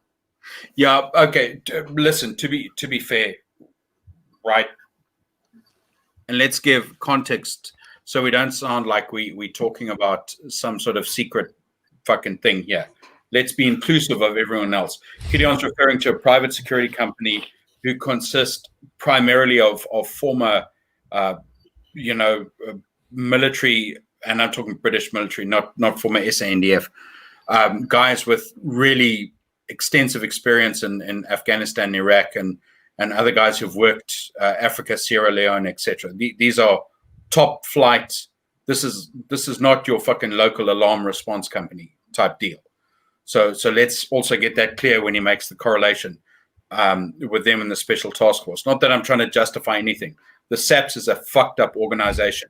It is not fucked up because it doesn't have the capability for talent generation. It has that in spades. It's fucked up because it's led by criminals. It has no integrity. It has no ethics. And because of this complete lack of fucking ethical drive, everything it touches is corrupt. No matter how good, no matter how awesome the talkies were, and they were, make no mistake, the best of the best in the world.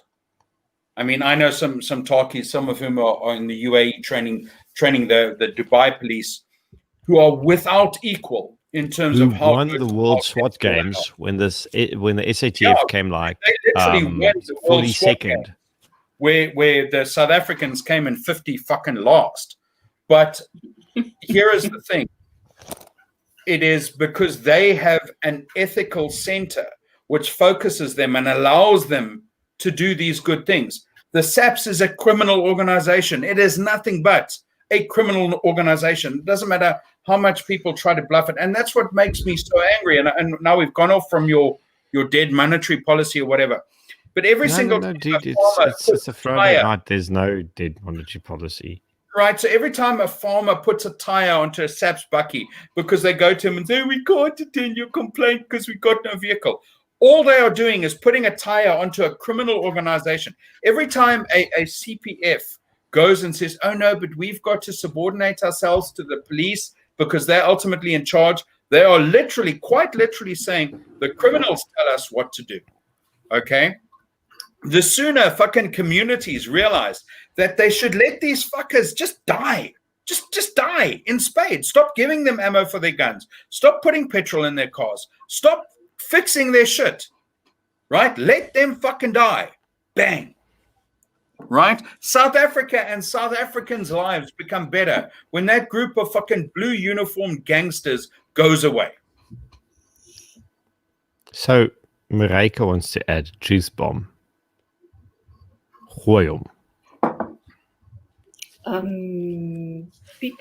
Communities need to start policing themselves. Yes. So stop relying on the police. Stop thinking that the police is going to be there to save you. I mean, I saw with the protest that we had at the mall today, people were asking, where's the police? Where's the police? The police don't care. They don't care. They can't even afford a proper panel beater to, spray paint the right colors on the bucky. The police van drives with a pole on it and then blank panel. There are no lights on the police vans. The sirens don't work. How do you know when you're supposed to be, actually pulling over when this van is behind you? And let me add to that, right? There's some people, even in our audience now, who are members of the police, and there are a whole bunch, and you know what? I'm sure they're cool people as individuals.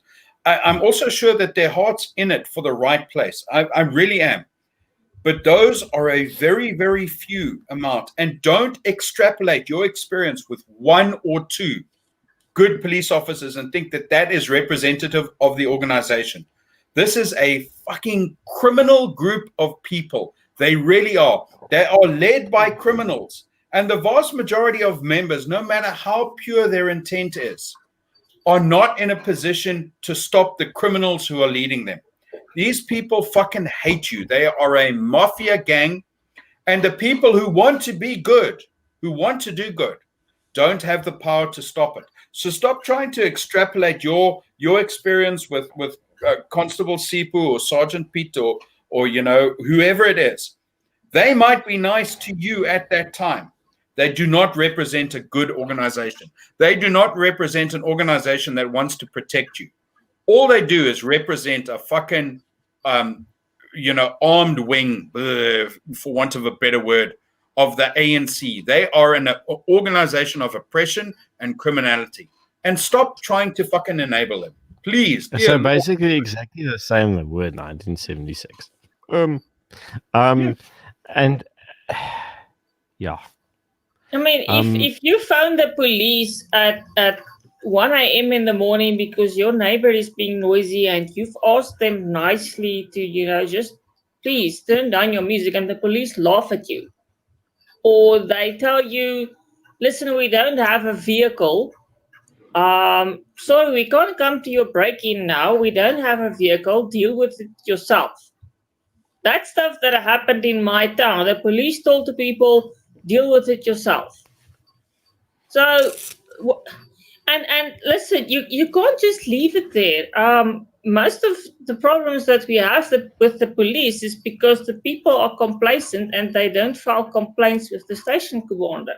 So if you, the station commander can just be as corrupt, but I'm going to disagree with that, Mareka, because here's the thing: if you file a complaint with the station commander, and that's something I legit used to tell people to do. All you are doing is telling the chief criminal that his other criminals were being criminal. Okay, it's not a fucking thing to work for. The day of saying that individuals can change the SAPs is long over. It's unchangeable. But, right? Just one more second. At least, yeah. One more second. Here is the realization. 1 minute. Here's the realization that people need to come to. Is understand that the police are not there to help them. They don't want to, as you said, they're not going to. They don't have the capability, capacity, whatever. They need to fucking help themselves. They need to get in a position where they don't say, oh, let me phone fucking 10111 and the blue light fucking brigade will come. Nah, fuck it, bro. And when those fucking blue light brigade come, you don't fucking bow down and say, oh, dear goodness almighty, Mr. Uniform Man, you told me what to do. You say, fuck you. This is my scene. You doing what the fuck I'm telling you to do. And if you don't like it, piss the fuck off.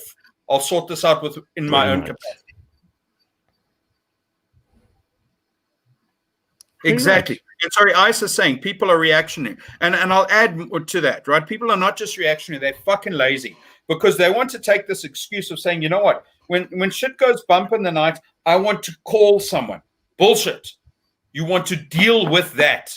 Not call someone, not call some fucking 18-year-old or 19-year-old who works for ADT who's getting paid fucking peanuts, right? And who you and everyone else is looking at as below the fucking almighty God in blue who's there to steal everything you fucking own, okay? I have far more respect for those ADT guys and any other local armed response companies. And you know what? At least they come when I call them. At least their fucking primary aim is to help me out. Those arsewipes who wear badges in blue, their aim is to enrich themselves and enforce their own fucking might and power, right? And enforce the edicts of fucking almighty Sele. And you sound like you're talking about SA pilots, bro. Don't get too drunk. But you get where I'm going, right? People need to stop fucking outsourcing their own fucking issues. And I'm sorry, this is where you go and look at old school Israeli communities and the kibbutzes and stuff. And you know what they decided? You know what they said? They said, we're not fucking relying on the Israeli army. As good as it fucking is, we will sort our own shit out. And you look at that as a character trait of almost every single Jewish community. They don't wait for fucking anyone. They create their own mechanisms, their own capacity, their own capability. They don't give a fuck. And I don't care what your feeling is on them politically, whatever it is, but they will look after themselves. They understand this. Everybody else needs to understand this. Look after yourself and your community. I had this exact conversation today. Now, before I start unpacking all my emotions. Sorry, I'm taking a sip of tele. Right? This sip of whiskey, this is for you, Becky, you fucking buffoon-hatted cunt. I'm just going to say, Mareka, do you want to take us in a different direction, or must I just spill my guts quickly? You can spill your guts, it's fine. Okay. So I had this exact conversation with a very influential man today, who shall remain anonymous for now, about developing a system where farmers essentially copy the Jewish community's community safety organization, which is paramedic, firefighting, and security, which is all serial registered with guns, with uniforms, with accreditation, with all sorts of cuck, because it's essentially a privatized commando system. Okay. So we had a long discussion on this, and after I poured my heart out to this man to explain to him what I had in mind for a framework, he said to me, Gideon, do you understand how farmers work? And I said to him, I didn't call him Mister. I said, your censored name. You said Wim. Don't lie, you said Wim. Huh? I said what? You said Wim. No. This is not a worm. This is yeah. I'll tell you in the chat in the Whisky Friday chat who it was. He heads up a really good organization. He said, "Do you understand how farmers work?" I'm like, "Unfortunately, I do." Because my grandfather and my dad's from a farming community. They still farm. We still farm. I know farmers. That's the whole fucking problem. And he's like, yeah, your entire thing means that these people need to take responsibility for the safety, and then you take it seriously and invest in it, blah, blah, blah. He's like, that shit's not going to happen. I'm like, yeah, I was just hoping I'd be able to sell this concept because it would require the buy-in of corporates as well, like Woolworths. He's like, and then he told me straight, Woolworths would like nothing more than to get all white people off their land and replace them with state indentured fucking servants because Woolworths are a bunch of woke cunts. And I was like, okay. You know, I disliked Woolies at a stage, but I didn't know they were this fucking bad. And this is from a man leading a fucking major NGO in this country who's not talking cuck to me.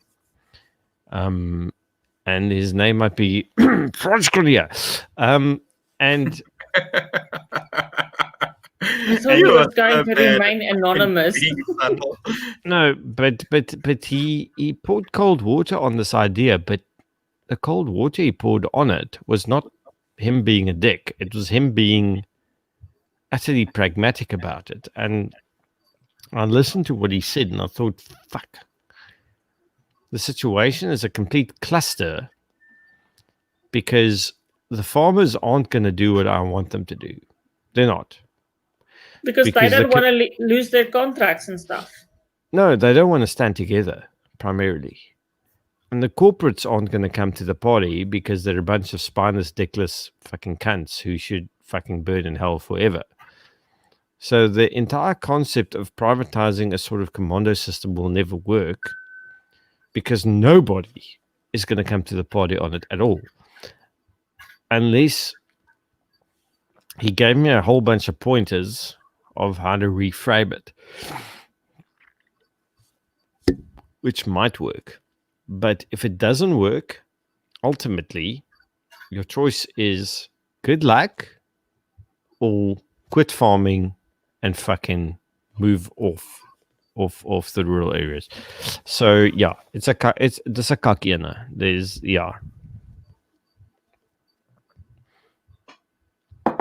No, maybe you're not in the right frame of mind. Maybe you've had a little bit too much whiskey to expand on that. But I would like to have that conversation with you when you're a little sober, more sober, because I don't get how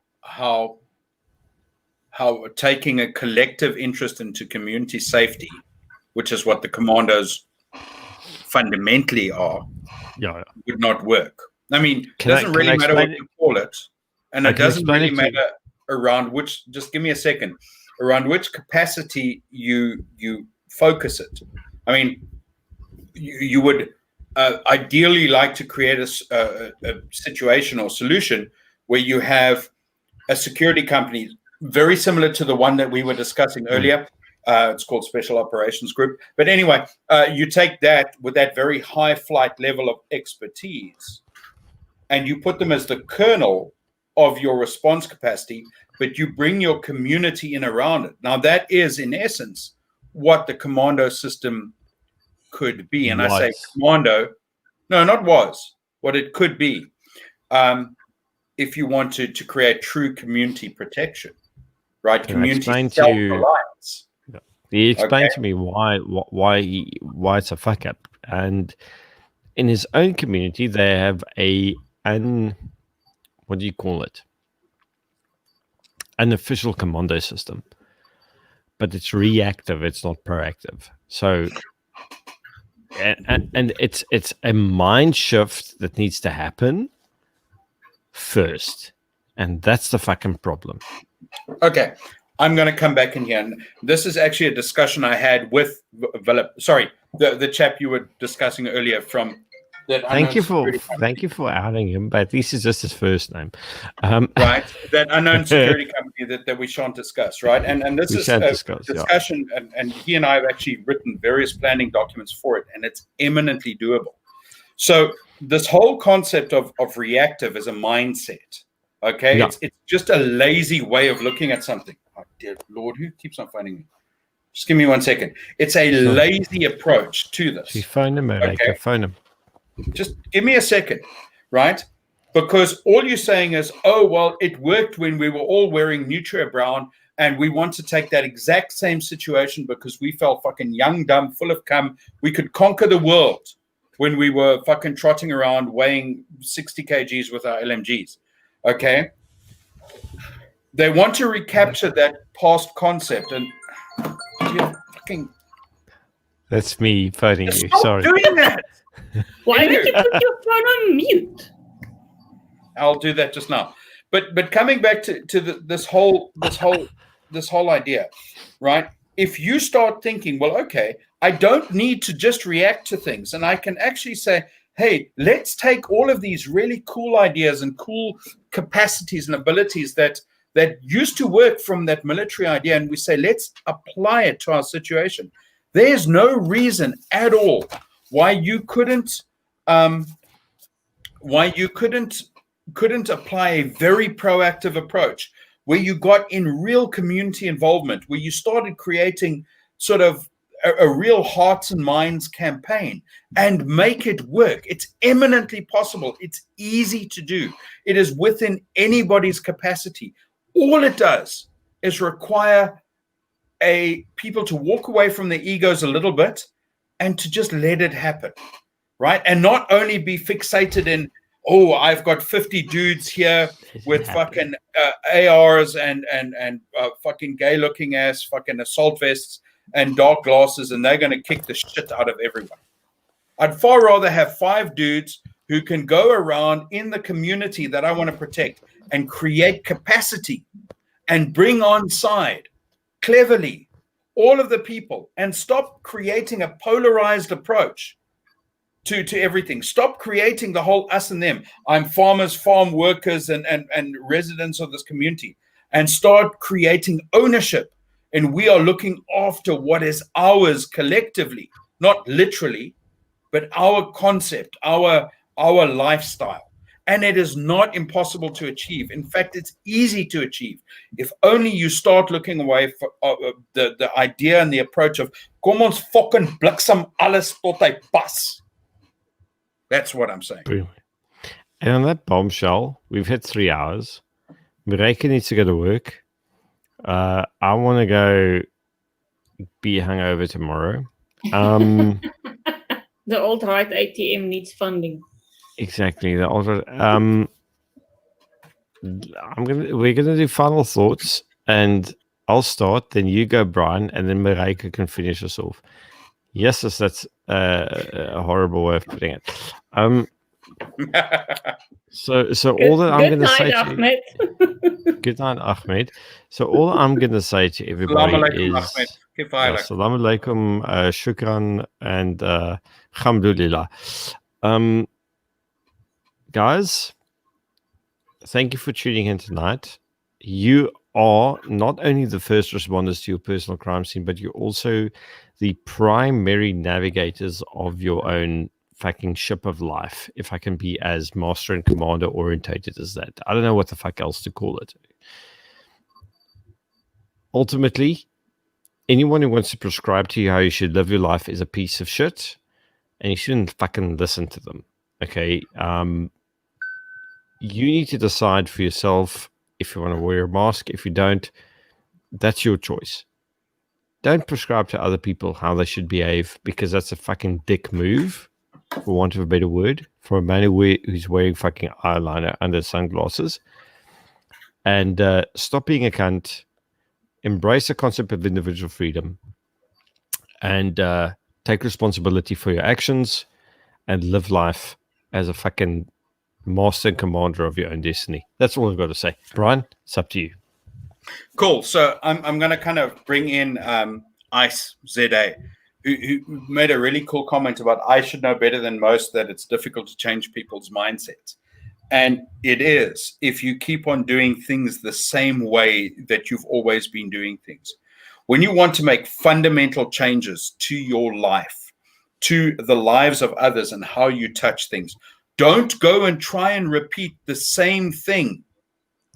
Do and think out of the box. And on that bombshell, we have also seen the safe word. It is there. It was not me. It comes from Rick. Rick doesn't count. He uses safe words all the time. No, but my point of this is don't be fixated always in the way you heard things were done and always in the way you think that they should be done. Be your own person. To add to what Gideon is, navigate your own ship of life. But don't do things the same way if you want to achieve change. Do things differently. Amandla. Away to. Oh, and also, if I may add, support taxis when they're fucking against the government. Even if you don't like them, they're against the government. You should like the government less. Support the taxis. Well, you should hate the government more than you hate the taxis. That's exactly really the best. Okay, that bombshell. Madam President, the floor is yours. Taxation is theft and Trump is going to win. Jesus, Marijke. Ek moet nou weer badkamer toe gaan. Waar's my pet? There we go. Okay, people. I'm going to violently jerk off to my Donald Trump printout now. Dear Lord, you have had far too much whiskey to drink. Absolutely. And Joe Biden can go sniff a toddler. Fucking. Yeah, he likes doing that. Yeah, he does. Indeed. Yeah, my wife is now saying the safe word. So that's an idea that we should shut the fuck up now. Okay, wait. There we go. It's up on the screen. Liddell, jy's 'n legende, a legend. She is. Did Marijke say the safe word? Should I? No, I said taxation is theft. No. But you have to wait. say it now, you need to say your signature line. We're all waiting in suspense. Oh dear Lord, she's had too much whiskey as well. I've had no whiskey. I've been sober all night. Here, ek is jammer. Dit moes fucking verskriklik gewees het. Guys, let us just all appreciate that Marijke has been on the stream for 3 hours and 8 minutes, and she's been completely drop dead sober. Also, Epstein didn't kill himself. It must be a special Machiavellian hell for this woman. So if ever there was a myth that, women's pain thresholds due to their natural childbirth tendencies was not higher than men's, Jesus, jy 3 ure van hierdie kak uitgehou. Ek weet nie hoe die fuck jy dit gedoen het nie. Like, okay, South Africans, your safe word is freedom, and none of you are saying it. So get to learn it. It's in the dictionary if you don't know how to spell it, and there's also phonetic pronunciation. So freedom. Right there. She said it. Richard, they're right there. Freedom. See? Freedom. EEDOM. And to quote Jade Marscoop, jou ma se fucking poes. Lekker aand, lekker slaap. Vote Trump if you're American. And wish Marijke a happy work day tomorrow because she's basically the reason the stream exists. Lekker slaap. No, all 3 of us are. Don't be sexist. Exactly. But we're ending the stream there because no one loves us, Brian. No one loves us. Goeienaand. Yay, love